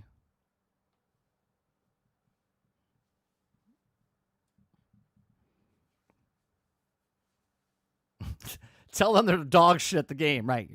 Yeah, they'll never play with you again. That's for sure. Give me 1 second. I got to turn my air on.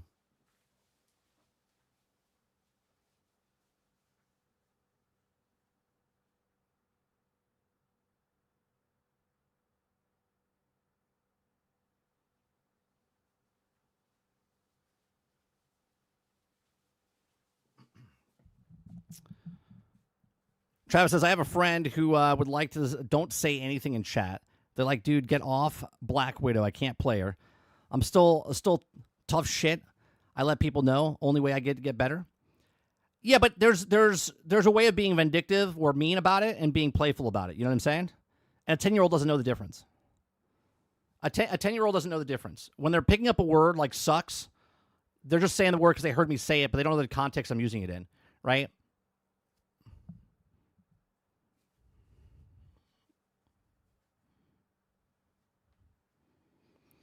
Jason says, I played with Spider-Man yesterday, who was 7 and 15. Oh, God.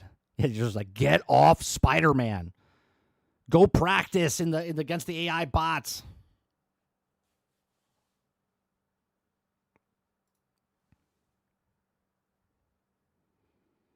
Look at the goalpost. It took 3 weeks for decent takes to be rebuilt. Yeah. Was it 3 weeks? I think it was about 3 weeks. Yeah, when you're 0 and 15, I'm being as vindictive as possible. No, but I understand that, Travis. What I'm saying is that if the guy's 0 and 15, you're giving him shit, he understands that he's shit. So giving him shit, it's okay because he understands the culture and stuff like that, right? I don't know. The best example I can give anybody is like dogs and cats when they're kittens and puppies. You'll see them playing with each other, right? And two puppies or two cats or kittens are playing, and they'll bite each other.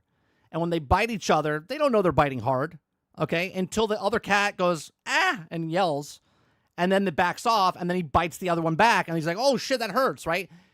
That was the warning shot. Like, hey, you bit too hard. That's what it is. That's what animals do, okay? Well, people, we do the same thing, but we don't bite people, right? In the online culture, you when someone's mean to you, right? If you bite back to them, you kind of earn that respect, right? You're like, oh, I went too far, type of thing, right? Like you say, you suck, you're a piece of shit, whatever. And the person's like, well, why don't you? You're like, oh, you know what? He just earned my respect. He earned my respect because I was pushing on him and he's pushing back on me. I like this person. You know what I mean? Like that type of thing. But it also backfires because that person could come back a little too strong because maybe they don't understand how to communicate with people, right? And that's the difference.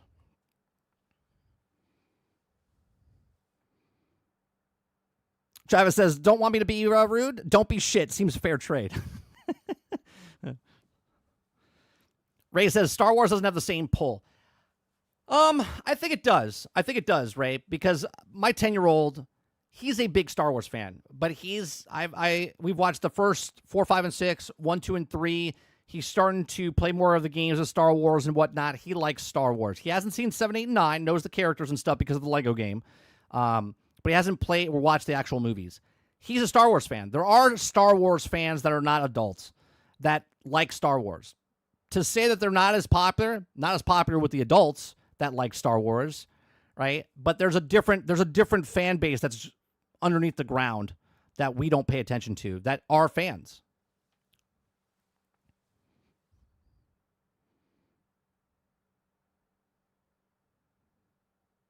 All right, next story. We did the Destiny one. Fucking Destiny. Just putting Star Wars in the game. Like, what?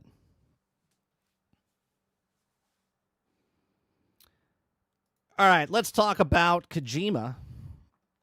If you guys like what I do here, we do this Monday through Thursday. We just have conversations.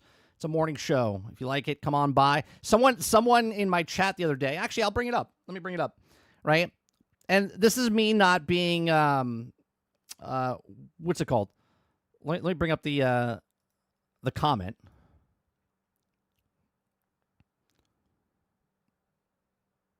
Let me bring up the comment because I want people to understand what I'm doing here in the morning show. Right, the morning show is a morning show. It's what it is. It's not an upload. Okay. So this person says, here's my constructive criticism, which I always appreciate, by the way, right?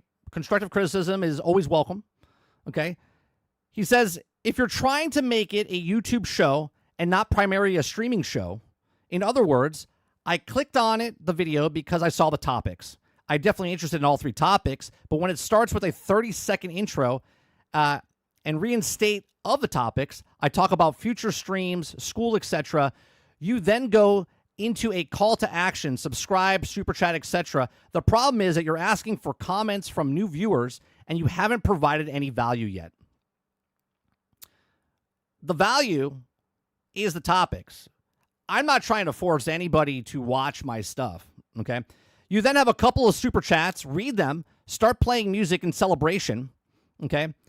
And you start talking about the first topic, 13 minutes and 57 seconds getting into the video. If you're watching the live chat past broadcast, it's the entire show, right? If you want to watch the past broadcast of that one topic, I have uploads for that. But the live show is a live show. I'm interacting with people on the live show. That's how it works. See, this is the difference between people that understand the live aspect compared to a VOD aspect. Hence why I constantly repeat myself during the live segment for the past broadcast that I do this live Monday through Thursday from 10 o'clock in the morning till noon Eastern. If you like it, hit that like button, hit that subscribe button. If you'd like to go above and beyond that, become a member as little as $5, right? It doesn't matter how many times I say this. There's still people that are confused on what I'm trying to do here, right? This is a live show. If you turned on a television show and watched, I don't know, The View, Fox News, whatever, a live broadcast, that's what this is. This is a live broadcast. I appreciate the criticism. I push back and say I appreciate your feedback. But you do understand this is a live show, right? If you're watching this after the fact, you're watching the past broadcast, you could fast forward, you could listen to me at 3 times speed, you could jump around, whatever it is. So I find it interesting that people want to watch my stuff, but they don't want to watch the stuff because they're like, well, you don't start talking about news stories until 13 minutes into the thing. That's correct. Because it's a live show, I'm talking to people that are actually here.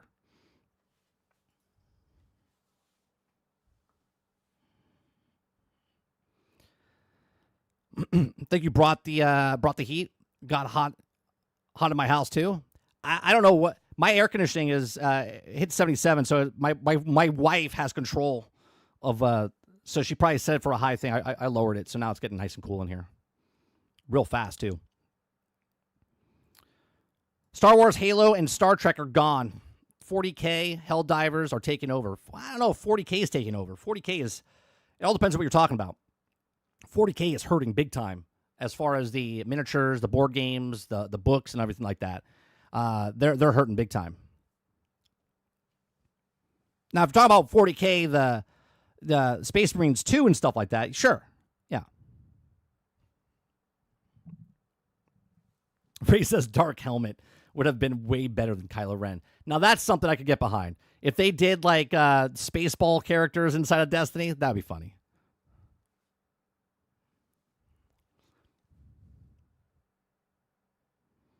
Hal says, wait, Mike, you're sitting there right now?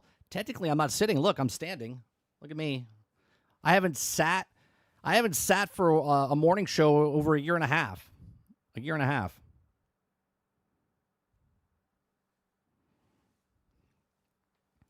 Hey, you take my super chat and don't acknowledge me, all right? Yeah, I won't acknowledge. Right. Like, what do you want me to do? I mean, look, YouTube puts my live chats as VODs afterwards. That's what it does. I mean, I guess I could just not put it there, right? And then no one would comment and be like, hey, how come you're not pushing your videos up there for full context?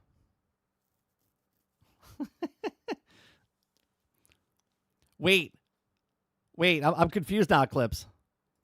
I'm going to put this here, but I've acknowledged it. But do I speak it?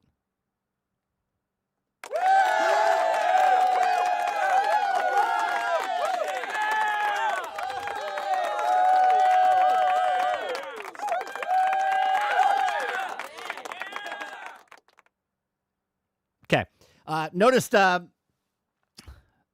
how he didn't mention Kylo Ren everywhere. Nobody will get his skin. Yeah, no one's gonna get his skin.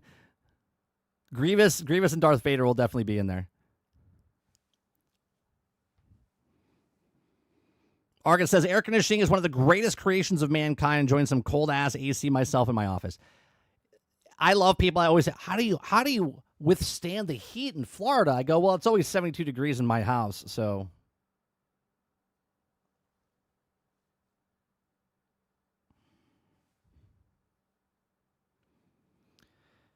You said Spaceball characters. That movie was awesome. They're making a Spaceballs 2. Did you know that, Nate? They're making a Spaceballs 2.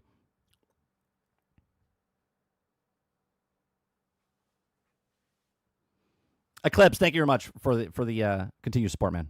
With 19 months, appreciate that.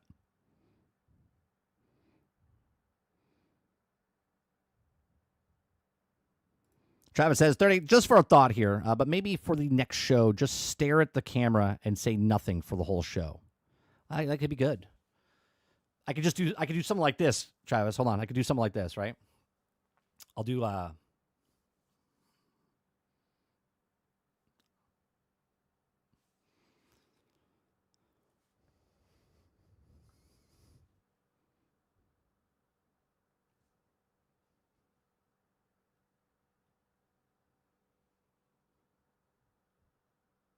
Right? We can mime the whole thing, right? Someone watching it right now is like, did his microphone go off again?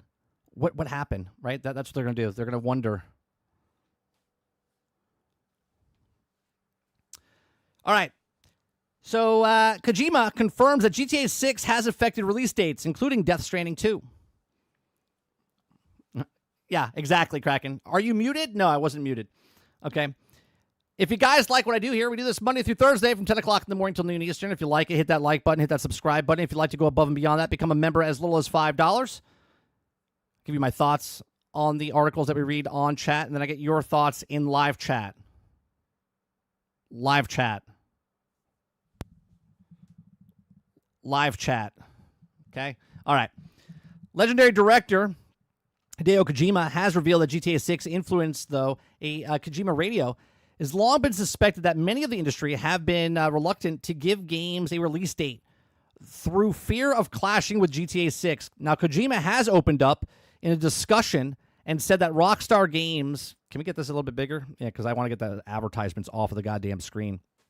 Kojima said the discussion of Rockstar Games changed Death Stranding 2 as initial release date. Now, I'm glad that Kojima came out and actually said this, right? Because everyone always says this, and no one ever believes me when I say game companies shift and move out of the way of GTA. Weeks before, months after, they don't want to be anywhere near this thing, okay? So it's very convenient, and I'm going to stick with my theory that I said the other day, right? The theory I had the other day was PlayStation called them up and said, hey, can you move Borderlands up? We need Marathon to come out with a fresh slate, nobody around us, okay? And can you push back Grand Theft Auto to next year? Because, look, it's going to sell a shit ton, and our sales are fine this year. We're projected for this. Can you push it back next year? And Grand Theft Auto, Rockstar, Take-Two is like, you know what? We'll wait for everyone to raise their prices and push it back next year. Maybe we'll get more people if we do potentially PC day and date with the rest of the console. We'll see. We'll see. Only time will tell. Only time will tell. Okay? It says Kojima's tenure as also legendary Metal Gear Solid director ended up during the making of the Phantom Pain. Since then, he's gone to Kojima Productions, Death Stranding to life. His brilliant mind has since moved on to Death Stranding 2 due to the release on June 26th and recently discussed GTA 6 release date. Okay? It says Death Stranding 2 was originally supposed to release in September. Now, think about this. He's making this really complex, beautiful game I have no interest in, okay? But it was supposed to come out in September. Maybe the same time as Borderlands 4 and Marathon and everything else. But then it got pushed forward. It's coming out in June and not September. Okay? So we'll see. Okay, VI, the translated, will it come out complete, finished? Hopefully, Kojima does that. Okay? I'll translate passage. He says, leading source, gaming news. We've learned that Kojima himself had impactful Grand Theft Auto 6 really is. Kojima says the companies try to avoid big hitters such as Grand Theft Auto. Grand Theft Auto is unlike any other beast out there, okay? Bigger than anything Call of Duty could ever do, okay? Bigger than any other game that we've ever seen. When Grand Theft Auto 6 comes out, especially after seeing that trailer yesterday, this, I am guaranteed, will be the biggest pre-order sales ever, will be the biggest day one sales ever, will be the biggest week one sales ever, will be the best month sales ever, and will go on to sell in the first year more than any other game has ever sold in a year. Okay? Now, I don't know if the long run, if it's going to have 20 million copies for the next 13 years. Don't know. Okay? But it definitely will have all those records by the end of the year, in my opinion. Okay? It says, Grand Theft Auto explained the developers, publishers have had to adapt. Some are saying that GTA may or may not release in November. And this is before. Now we know it's not in November. As soon as it would be announced for November, everyone would just move out of the way. Okay? And I've said this. I've said this all the time. They're all waiting. They're like, no one wants to say a date. Nobody wants to say what time they're putting their game out because they're like, what's Grand Theft Auto doing? What's Grand Theft Auto doing? Right? So, for instance, if a new Mission Impossible movie were released in May, others wouldn't be able to compete with that, so they would move somewhere else. Okay? Post also explains Kojima wanted September release for Death Stranding 2, and this was likely changed due to the potential clash with GTA 6. So imagine, we're talking October, right? He didn't want to put it in September, so October would have been that date. I think Ghost of Yote was in damage control area too, because they're coming out, what, October 2nd? So I'm thinking more and more that PlayStation made the call and said, please, look, you need us to make a lot of money because we have the biggest console sales on the market today. We got to move Grand Theft Auto out of this. We need these games to succeed. Okay.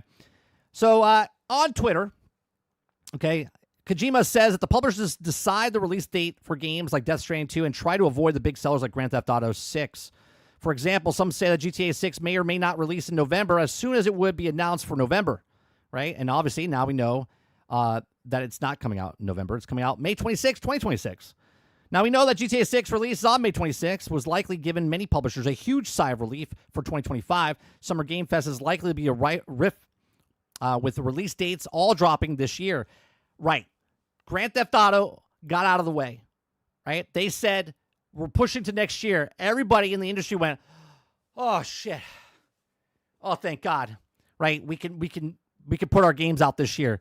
You're going to see a shit ton of games come out in September, October, which is bad news for a lot of games like a marathon, okay? Because there's going to be so many games now releasing in that second half of the year that games like Marathon are going to go underneath the radar. Give me 1 second. I got someone at the door. I'll be right back.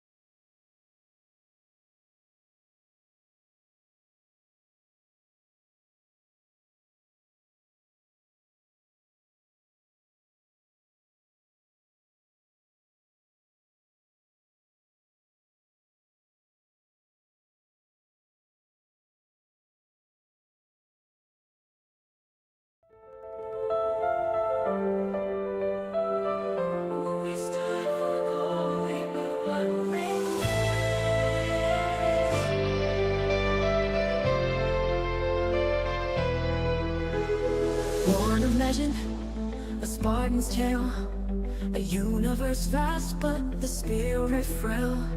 Echoes call from a broken fight, promises lost in the fading light. Split screen shattered, the heroes wait, dreams delayed as they patch the slate. 3 long years to bring us here. The fight was infinite, but the cost was clear. Echoes of the infinite, what have we become? A shadow of the battles won. Promises left behind, a legacy untold. Halo's fire burns while it's turning cold.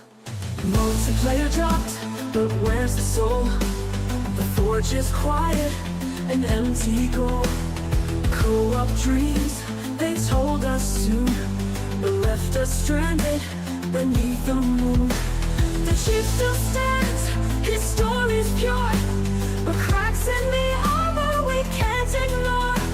From Zeta's depths to the skies above, we're chasing echoes of the halo we love. Echoes of the infinite, what have we become? A shadow of the battles won. Promises left behind, a legacy untold. All right, chat. Sorry about that. I'm gonna have to end again in a little bit, but we'll continue on with the story here. So we know GTA 6 will come out May 26th. It's likely the summer, dropping this year. So everyone was moving their stuff, right? Every single person's moving their games from where they didn't know where they were going to land. They were pushing them up in July, August, right?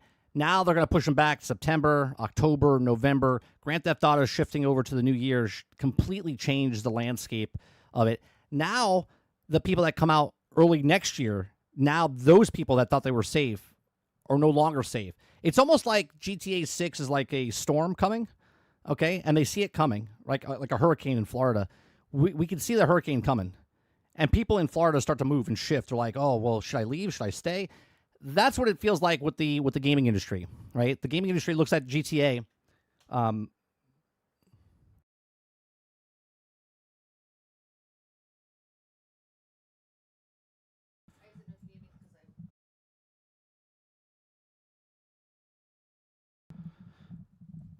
So basically, the storm of GTA is coming, and they're all shifting and moving to avoid the storm.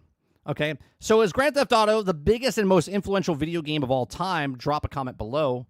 The article's asking, and I'm asking you in the comments section down below. If you get this far into the stream, which is 2 hours and 53 minutes, right? Or I'm sorry, an hour and 53 minutes. Okay, let me know in the comment section. Is this good or bad? Right? Is now all these games that maybe are pushing that early next year are now going to try to get it out this year in the late part of the year? Are people that were going to release it late this year, push it up or earlier, is this going to hurt those games because they're not going to be ready? All right, let me know your thoughts in the comment section down below. Please make sure you share, like, subscribe, and if you like what I do here, check out some of our other videos. Thanks for watching. All right, so Kojima comes out and says that this is happening, right? So we always talked about how Grand Theft Auto comes out and people move, right? And people's like, nah, it's not going to happen. It's going to happen again. Now it's coming out May 26th. Definite hard date, May 26th. Sounds official, right? I still think that I don't know if it comes out May 26th. Just a little part of me thinks that all depending where the landscape is with the gaming. Like today, as of today, yes, it's coming out May 26th. But we've seen multiple companies come out with a hard date, the exact date when it's coming out, and then all of a sudden, they still delay it again, right? Grand Theft Auto or Rockstar is known for delaying their game multiple times. This is the first delay, okay, that we know of. Okay, it could delay a second time. It could go into late next year, which would also help the rest of the gaming industry. Again, this is a game that comes out once a decade. This is not a game that comes out, big influential game. Like, name another game that comes out that will take the numbers of stuff like this. Maybe if Cyberpunk 2 gets announced and it comes out, that would suck the air out of the room like this with Rockstar does. But I don't think there's another game. Titan says, Rockstar waiting for 80 to be normalized. Very cheeky. I said this yesterday, Titan, in our I had 3 theories, right? One of my theories was that Sony asked them to delay it because of Marathon and whatnot, because of the lineup of games. If you like it or not, PlayStation's still the dominant force in the consoles realm, okay? So they would like more systems out in the world, okay? Right now they're at like 70, 75 mil, okay? The last time a Grand Theft Auto came out, there was 120 million units out there for PlayStation and Xbox. They're not even close to that right now, okay? So that was one of my theories. Another theory was that they're waiting to normalize the price point of what's happening right now in the gaming industry as far as more expensive consoles, more expensive games. So they're normalizing that as well. Okay. And then the third one was waiting to put it, because they can't get it all depends, right? They're not going to make the announcement now if it's coming to PC, but all depending by May of next year, if they notice that a lot of sales didn't happen, they're stuck at like 85 to 100 million units total between the two systems. Do we release Grand Theft Auto 6 day and date on PC as well, right? Those are my three theories that I talked about yesterday.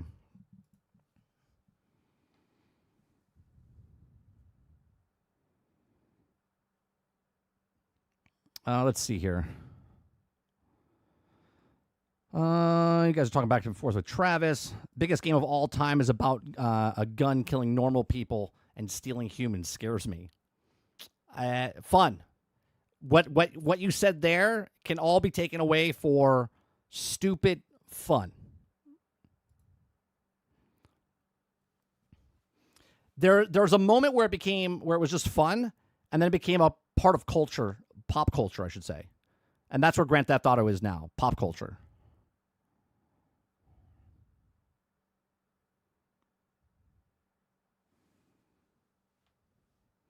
Nate says it sounds like he knows his game isn't going to be ready, and GTA 6 is the reason. Well, he said he's moving it from September, and they pushed it up till June, right? So he pushed it up months in advance, which means either the game's done already, and they're just doing the finishing touches, and they were going to wait till September because that was a good time frame, or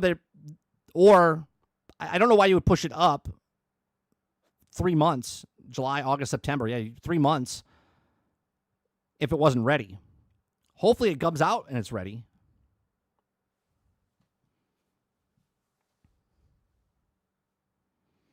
Next one will be Elder Scrolls 6. I don't get me wrong, Elder Scrolls or Skyrim, very popular. But I don't think it holds a candle to Grand Theft Auto. I don't think it holds a candle to Grand Theft Auto.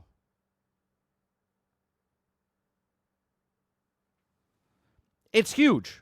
Don't get me wrong. I would think Skyrim is more in line with a Call of Duty 30 million type of stuff like that. Not Grand Theft Auto. Which is not to stick not to shake a stick at. Right? Nothing to stick I can't speak. You know what I'm saying, right? Like Skyrim's huge, but I don't think it's Grand Theft Auto huge. Travis says GTA is fun. Yeah, it's stupid fun. Doing around the story, going around doing what you want, cool cars, planes, kind of just get yourself lost in it. Yes, it's fun. Eclipse says, the new trailer has 76 million views. That's insane. What, 24-hour period? That's insane.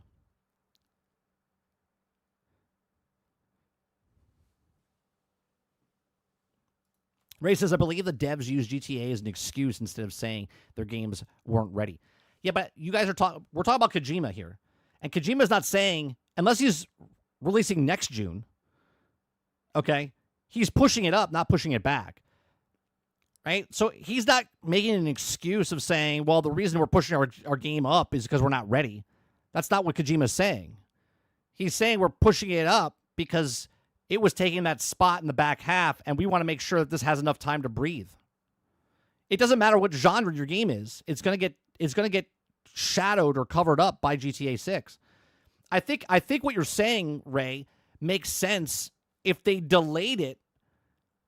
Okay, but they're pushing it months. They're pushing it months forward. Now, if he comes out in the next couple weeks and says we've decided to take Death Stranding 2 and push it back to September again, well, that would make sense, right? They're like, oh, well, now that they're gone, we're going to put our game back to September.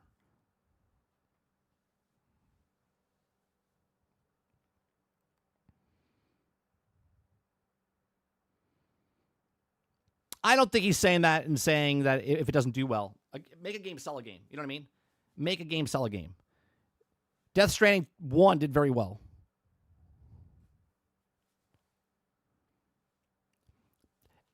If they decide, if that's part of the narrative, Nate, it comes out, Death Stranding comes out in June, and it's done. if it's done. If it comes out and it's not done, he says, well, we just had a rush because of Grand Theft Auto. That's bullshit, right? That's bullshit, because you could have pushed it back now, because now we know Grand Theft Auto is coming out in May. There's a hard date, so they could have pushed it back to September. If they come out and the game works and they start blaming their sales, we had to get it out early because of Grand Theft Auto, again, we know the date. Right now, we're in May. They could say, hey, we're pushing it back to September. Titan says, I think Death Stranding 2 will have content cut. Maybe the rest of the content comes out in September now, because now it's open.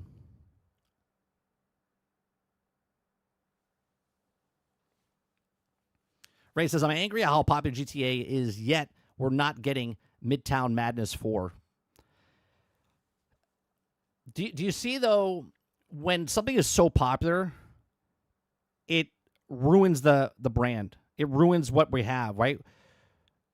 Elder Scrolls was so popular, they didn't make Skyrim 6 or Elder Scrolls 6, okay? Grand Theft Auto Online was so popular, they didn't make Grand Theft Auto, right? It actually hurt Red Dead Redemption because they weren't pulling in the same amount of money as they did for Grand Theft Auto. Because people love it so much, it actually hurts the people that are actually supporting it. The reason we didn't get a Grand Theft Auto 6 earlier is because Grand Theft Auto 5 Online is making cash.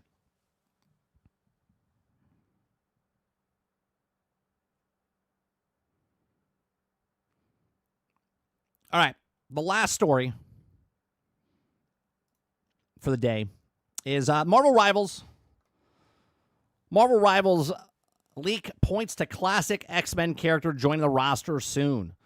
Okay, well, we just had an article yesterday talking about how the player base has dipped to its lowest point ever. It was at 600,000. It was at 149,000, I think, yesterday. Actually, let's real quick. Let me look up. Let me look up Marvel Rivals.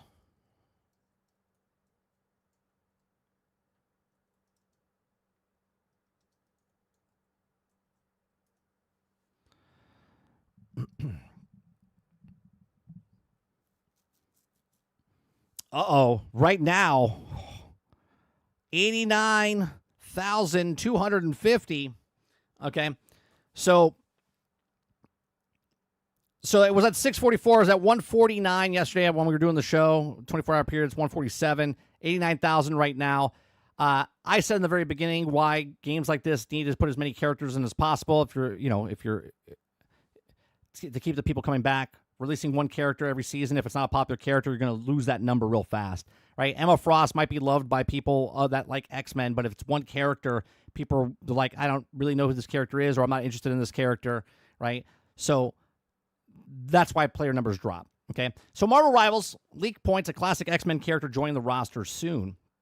Okay, a popular Marvel Rivals content creator has revealed that the classic X-Men character Jubilee could be coming to the popular hero shooter in the near future. Marvel Rivals recently added another X-Men hero, Emma Frost, to the game's roster at the start of Season 2, Hellfire Gala. Okay, NetEase Games also revealed that Ultron will be coming in Marvel Rivals as part of the major mid-season update, which also scheduled to arrive soon. It's expected that Ultron will make his debut strategist in the game, utilizing the ability to kit and heal allies while harming enemies. In recent post on Twitter, popular content creator Miller Ross, who we have an interview with last year, Miller came on the show for chatting with. You can go check that out over here on 30NSG. NetEase Games have had teased rivals of the classic X-Men character Jubilee. Ross points out that the Night of the Year Gala or gallery card unlock as part of the recent Hellfire Gala event. Jubilee is mentioned by Emma Frost to Betty Brant, in addition to unlocking the Gala card. Players were able to claim the new skin for Wolverine in Marvel Rivals by completing the Hellfire Gala Moments quest. Okay, so here he comes and says, in the Night of the Year Gala card unlocked at the end of Hellfire Gala Moments seasonal event, Emma Frost tells reporters that the adopted mother, Jubilee, is currently lost in a time stream entanglement. Okay? So while they mentioned Jubilee as the Night of the Year Gala, could indicate that she's also been added to the popular hero shooter roster soon. It could also mean that she's also appeared further down the line. After being teased in Season 1, Eternal Nightfalls, many players believe that the hero Blade will be added in Marvel Rivals soon. While Blade was featured as part of the story in Season 1, he has not been added to the game as a playable character yet. NetEase Games also hasn't revealed any when players might see in the iconic vampire hunter come to the title. However, the developer did state that they were also releasing the new character every month with the launch of Season 3. So the community will also likely see more and more playable characters coming to the game very soon. Okay. Now, obviously, the popular leaker, XOXO Leaked, also revealed that Professor X could be coming to the Marvel Rivals soon, as files related to the iconic X-Men character were updated in the launch of Season 2 Hellfire Gala.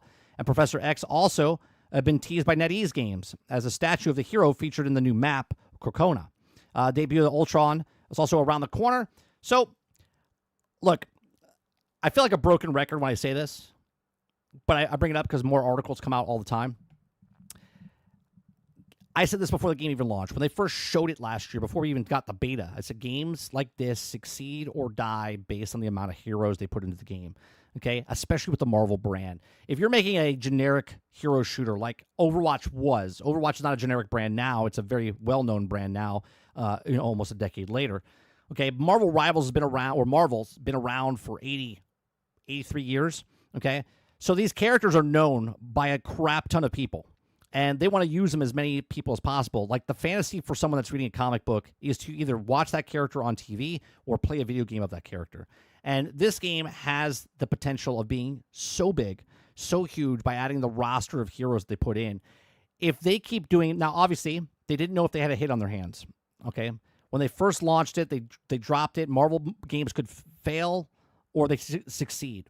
Okay, with this particular game, it's succeeding very well, right? When you look at these numbers, when it first launched, and I had 644,000 just on Steam, okay? I would say this number is about the same, if not just a little lower, on console across PlayStation and Xbox, okay? I would say there's about 500,000. So we're talking like 1.5 million people playing per day, right? Back at its peak 4 months ago. If you put the right people in the game, Jubilee, not that person, okay? Jubilee is well known, but not where people are going to come running back to the game. So if they add characters like this, they have to add her with another character. If you just bring Jubilee in the game, you're going to see a bump, like a speed bump. All right, people are going to come back, see what the character's about, and then they're going to leave again just as fast. But if you bring in someone that is well known, like a Juggernaut, like a Professor X, like a Cyclops, right, or Daredevil, or Deadpool, right, those type of characters are going to bring the masses back. But if you bring back just Jubilee, or you bring back, I don't know, Puck, or you bring back Beast or something, people are like those characters, but they're not going to be the big characters that bring everybody back. So you have to bring in multiple characters if they want to survive. Now, in the beginning of the year when they first came out, they said, oh, we're only releasing this many characters. And I said they had hit 40 at launch, and they need to release at least one a month. Well, the first 6 months, they're not doing that. But the last 6 months, they are releasing one a month. So you're getting 6 more characters down the thing. Now, the question is, can they make it even faster? Can they hire more people or pump out these characters faster where storyline comes in and you're not even waiting 6 weeks. You're not even waiting the 4 weeks for the month. You're doing a storyline and all of a sudden, boom, an event comes in and they just drop a character in. Are they going to start doing that after after the next 6 months of season 3, right? Starting season 3 starts every month. They're going to release a character. We'll see. They have like 25 characters that are leaked right now. Okay. Well, if they release one a month for the next, 26 months, that's 2 years. That's 2 years and 2 months for as many characters as they have. To me, that's not good enough, right? Because this game's only going to last maybe 5 years tops, where everyone's going to drive towards it. There's going to be other competition. There's going to be other players. Hell, maybe WB will get their shit together and make a DC game. Whatever it is, you're going to make the most money in the first 3 years of this game, unless they have some mind-boggling thing where they add PvE and a whole bunch of other stuff. But if it's just the game as it is right now, your first 2 to 3 years, that's it. After that, people are going to move on and go see something else because they're tired of the drip-fed of, they're only adding one character. They're only adding Pasty Pot Pete. They're only adding Jubilee in this season. And people will come back and go, I'm good, right? You're going to have more of this number, okay, than this number when you have smaller characters come in. But these are just my thoughts. Let me know yours in the comments section down below. Please make sure you share, like, subscribe, and if you like what I do here, check out some other videos. Thanks for watching.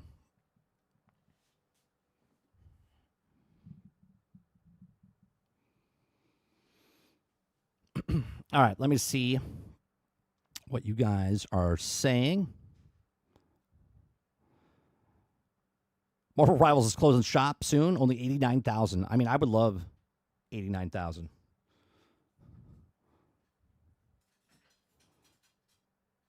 How will that help him fund? Oh, no, that's not. Ultron's greater than everything else.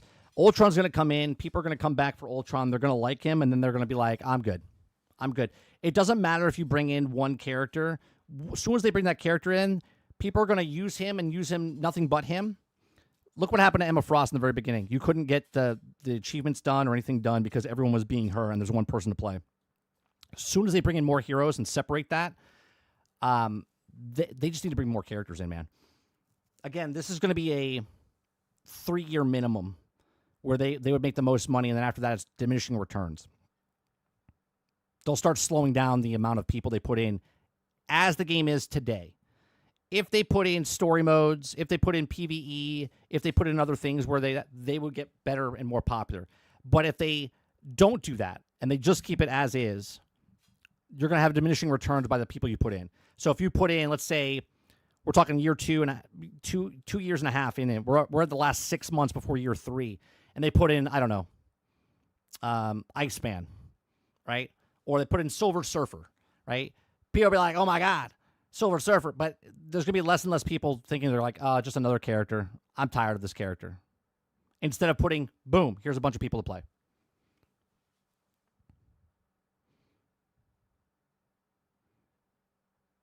Let's see. Roadkill says, I really hope that Invincible game is real, and I hope it's awesome. Didn't someone put a mod with Invincible character?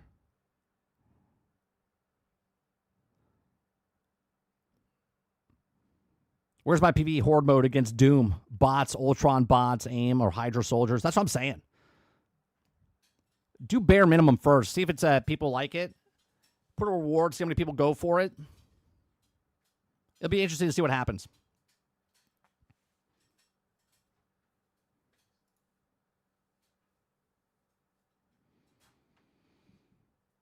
I mean, am I crazy thinking that, like, if you guys are playing the game right now, right? I know Jason, you're playing the game right now, right?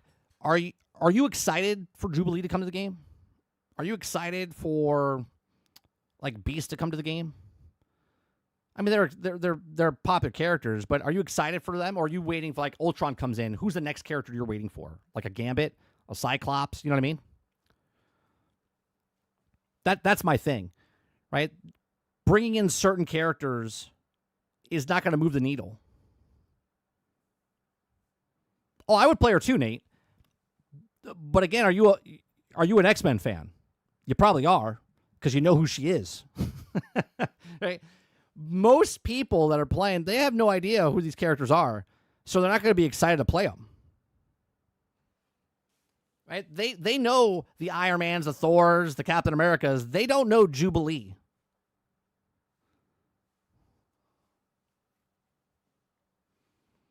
Jason says, I'm excited for anything they add. No, but I guess what I'm asking, Jason, is that, because you're a Marvel fan, right? I mean, you're a Marvel fan. I mean, you came into the channel because I was literally playing Marvel's Avengers back in the day, right? So I understand but from a fan's point of view, right? Do you think a character like Jubilee would move the needle? I don't believe so. Hero says Cyclops when? Right.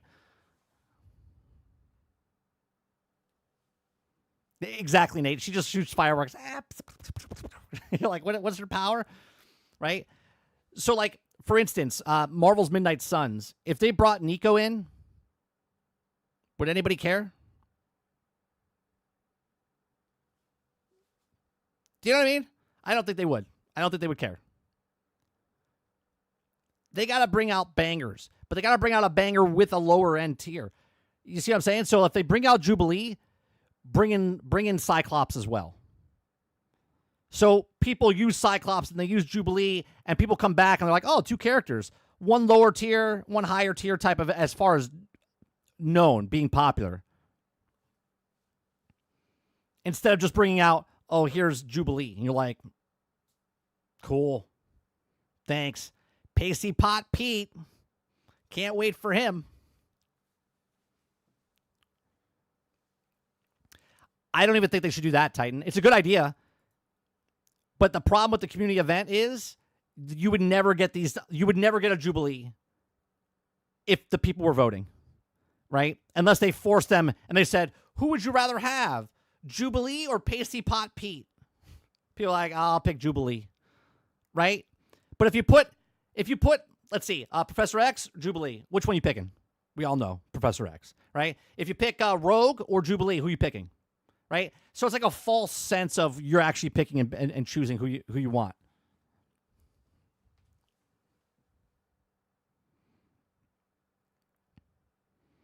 Nate says, I still get invites to play Marvel's Avengers, though the online was done.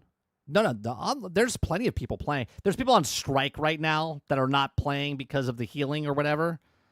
But that's competitive. There's plenty of people playing on quick matches.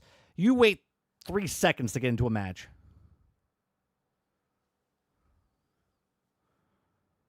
Oh, that's actually not a bad idea, Slayer. That's actually not a bad idea. Jubilee in July for 4th of July. That would be pretty funny if they did that. They still need to release, in my opinion, they still need to release 2 characters at a time. I said 12 characters in the first year. They were doing 10. Now they're doing 12 because they already have the 6. With Ultron, will be the 6th, right? And then they're putting 6 one a month after season 3. Okay, well, season 3 is at the halfway point of the year, and then every month, so they'll have 12 characters. I personally think they should put 24. They have 26 characters leaked right now. You bring 2 a month for the next year, and while you're working on those guys, and they're releasing every month 2 guys, right? Then you work on the other 24 guys. I know it's a lot of work. I know, but that's how the game stays in peak performance. Because as soon as you go back to back with a weak character, like just imagine Jubilee comes out, and then the next character is Pasty Pot Pete, and the next one is I don't know, one of the other characters, Hit Monkey. Okay, if you put back to back lower tier characters, they might be popular with the community that's playing the game, but no one that stopped playing the game is coming back to play Hit Monkey or coming back to play Pasty Pot Pete or Jubilee.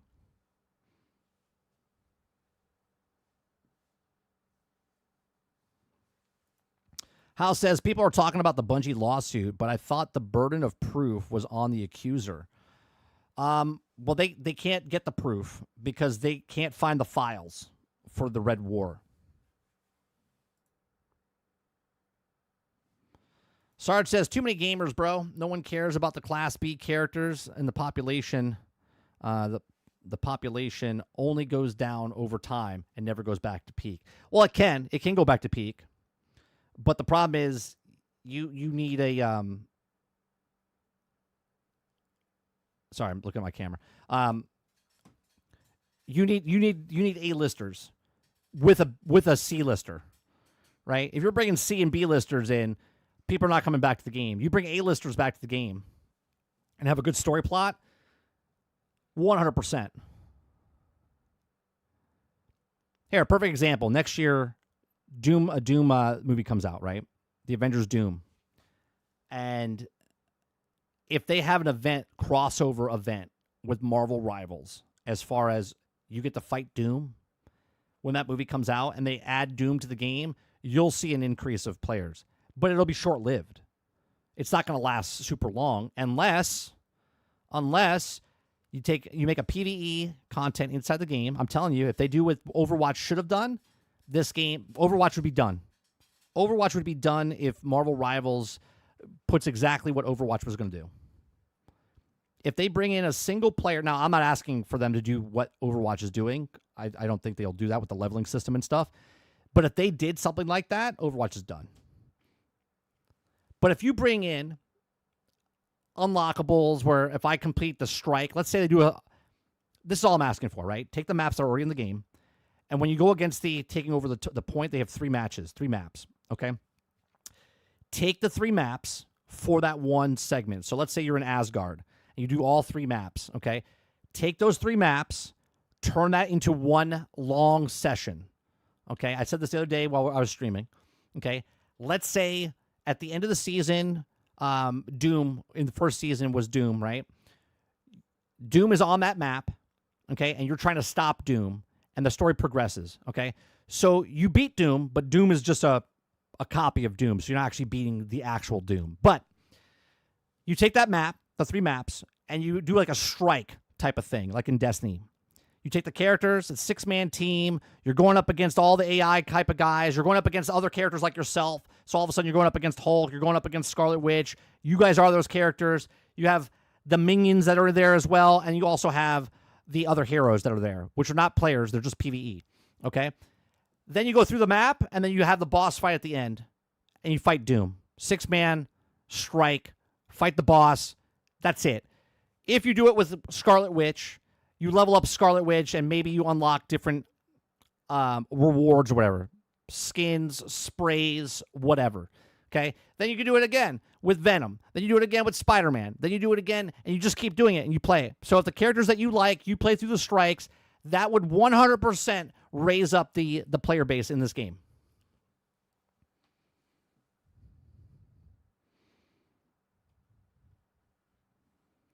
El Dente says, why do we keep asking that a PvP game PvP game makes PvE content? Because this particular game, Overwatch, why were they going to make a PvE content in the game? Because PvP only lasts for a certain period of time, and only a certain amount of people want to play PvP, and the people that play PvP games want to own people in PvP games, and when they're not owning people in PvP games, they get bored and they move on to the next PvP game, right? So if you want your game to last, then you have to add a PvE mode. You have to add something to the game where people are going to come back every single day, where they're not having sweat competitions and they just want to level up their characters. Especially, it's a little different than Overwatch than Marvel Rivals, because Marvel Rivals is characters that have been around for years and years, and people want to play the characters. El Dente says, I hope they get a separate company that does PvE work to under the Rivals team, and they get a PvE game out. You want a separate game? Not inside the game itself, El Dente? I mean, Fortnite has a PvE mode, has a creative mode, has a ban mode, has a rocket mode, has a battle royale mode. They have all the stuff in one game mode. They have all those players in that game.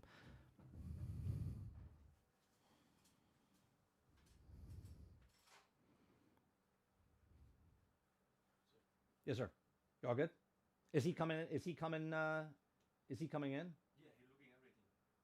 He's already here. Okay. All right. Thank you.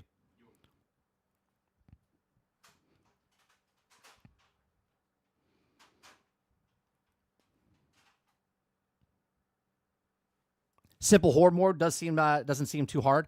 You could do a horde mode, right? Like what was that one in Overwatch? The what's his name? The junk guy. The guy that used to spin as a wheel. Junkster, I forget. El Dente, you'll know, right? I knew you were going to mention Fortnite. Why wouldn't I? Right? Look at Minecraft. Hell, I'll bring up Minecraft to you. Okay? Look at Call of Duty. Call of Duty has Warzone, DMZ, single player, multiplayer, third-person view. Okay? Minecraft has the Minecraft creative, the player-made stuff, mods, Junkrat. Thank you very much. Okay? Has all these things. This is what I've exactly said with Hogwarts Legacy, Starfield. Why make Hogwarts Legacy 2 when you already have a captive 30 million people that bought Hogwarts Legacy? You could add content to Hogwarts Legacy. They looked at it and said, no, we don't want to do that. We're going to take that content, cancel it, and then put it into Hogwarts Legacy 2. You don't know if 25 million people are going to buy the other one. Give me 1 second, guys.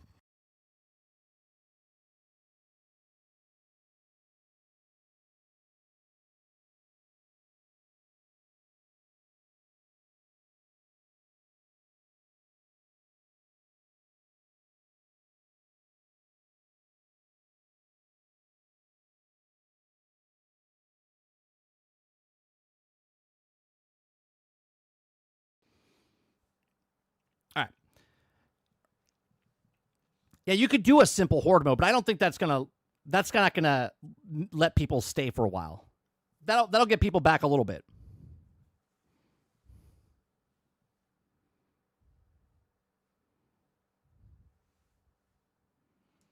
Simple objectives: capture an arena, capture the flag. See, the stuff I'm talking about, Titan, the maps are already in the game. The map's already in the game. The characters, we know NPCs in the game. When you play against the AI, every single hero in the game can be an NPC. Every single one. Already happens in the game. So the maps are in the game. The characters are in the game. So you can already do models of people and move sets that are already built in to have you go up against and have like a strike mission going through the map. Right? I'm not asking for something built brand new. I'm asking for something that's already exists in the game.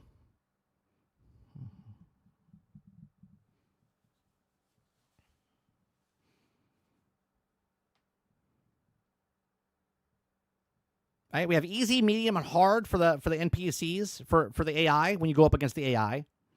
You already have you could take the cargo and push it through the map. Right? Stop at the end of that map, go to the second map. You have to push it through all 3 stages to get to the end, right? You could take the capture points against the AI or whatever it is to get maybe boss fight or whatever, a mini boss fight. You could take the characters they have, Dracula, Doom, and now Ultron. You could have those as boss fights, one each season or whatever it was. They already have the character models and stuff already in the files and whatnot.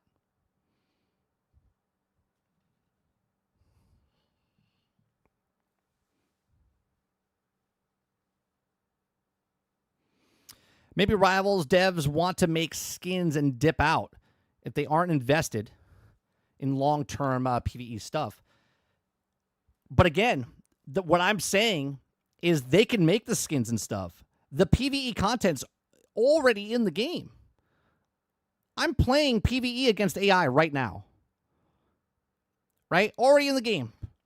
All I'm asking for, instead of competing against 2 teams to fight over a point, I'm running through the map to complete the stage, to get to the next stage, to get to the next stage, which then gets to a boss fight.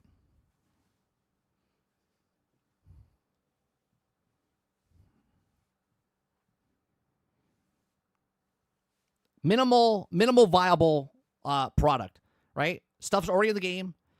Like right now, I can't level up Captain America unless I'm playing quick matches or competitive, right? So I could play Captain America for 100 hours in practice AI against that and not get any progression with Captain America. But I bet you I play Captain America better than most people do because I've used him so much, okay? But it doesn't show that. So I can't level up his proficiency or lore stuff, okay, because it doesn't count in the practice thing. So just take that where you can put it towards the actual PvE game mode where I can play Captain America, and when people look at Captain America, they know, oh, he's really good at Captain America because I have that. I unlock the emotes. I unlock the different things for each character. And think about think about if I can play each of those characters, and you have 32 characters, soon to be 40 characters in the game, and I run through the PvE content with each of those characters, and it's not just like one time complete and I unlock something. It's that you're grinding the character, right? You're grinding Penny Parker and Venom and Captain America and Doctor Strange and unlocking things. PvE mode is just a good tutorial entry point for players. Sure. And if people want to play PvP, they can. If they want to play PvE, they can. Right? Just keep them the same player base in there. They'll jump back and forth. People are doing that right now. There's people that don't play competitive at all. Myself and plenty of other people. There's other people that play quick match and just PvP or PvE. Okay? There's people that just play competitive. There's people that just play PvE. More options, the better. You're already going up against bots. We know there's bots in the PvE. We know there's bots that fill in for regular matches when people don't fill in or people drop out. We know there's matchmaking in there where you win one and then all of a sudden they throw you in a bot lobby and you win, or you lose one or lose two and they throw you in a bot lobby with the full team. Okay, we know these things exist.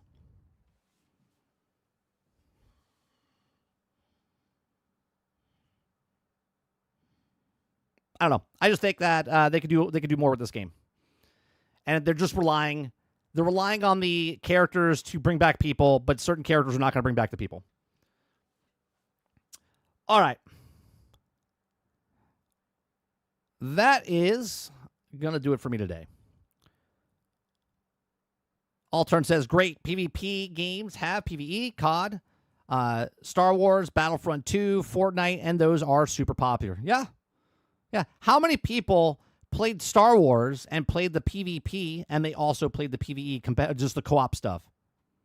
That's a huge mode. Right? It's been out for 7 years.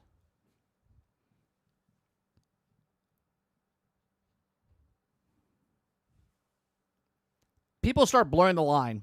People start blurring the line between what's reality and not, right?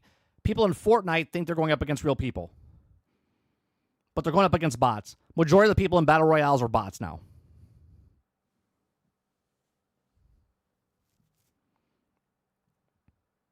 But we'll see. I'm sure we'll talk about this more when they release other characters. All right, chat. I appreciate all of you guys coming out. If you can hit that like button, there's already more likes than people who are watching the stream, so I do appreciate you. If you're one of those people that are watching the stream right now that hasn't hit the like button, hit that like button. It helps us out big time. Make sure you share the wealth as far as share this stream or share this channel with other people out there. Hit that like, hit that subscribe. If you'd like to go above and beyond that, become a member as little as $5. I do appreciate you. We'll be back tonight for some Borderlands 3 content over on 30 and Still Gaming on Twitch and also YouTube. So I'll see you guys tonight for Borderlands. You guys have a great rest of your day, afternoon, and evening, wherever you are, and I'll see you guys in the next one. Peace.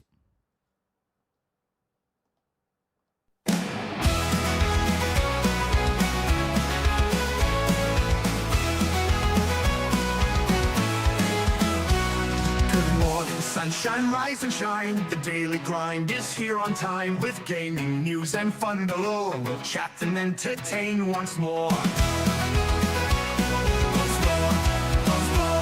The coffee's hot, the mic is on. Jump in the chat, let's have some fun. From pixel small to stories grand, we bring the magic to your hand.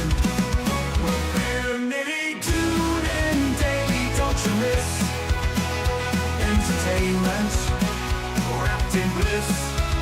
From new releases, tips and tricks, the daily grind, your morning fix. Controller ready, headset too, we've got the updates just for you. From late night streams to morning plays, we cover gaming always. Controller ready, headset too, we've got the updates just for you. From late night streams to morning plays, we cover gaming always. Laughs and news, our winning blend, the show with you, our dearest friend. Comments rolling, chats arrive, the daily grind, 5-star vibe. Tune in daily, don't you miss entertainment wrapped in bliss. From new releases, tips and tricks, the daily grind, your morning fix.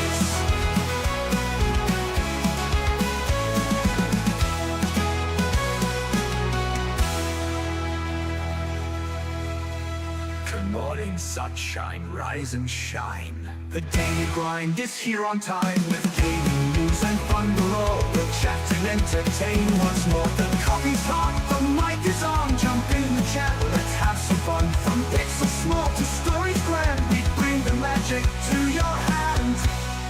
Tune in daily, don't you miss entertainment wrapped in bliss. From new releases, tips and tricks, the daily grind, your morning fix. Come on in, your morning fix. Your morning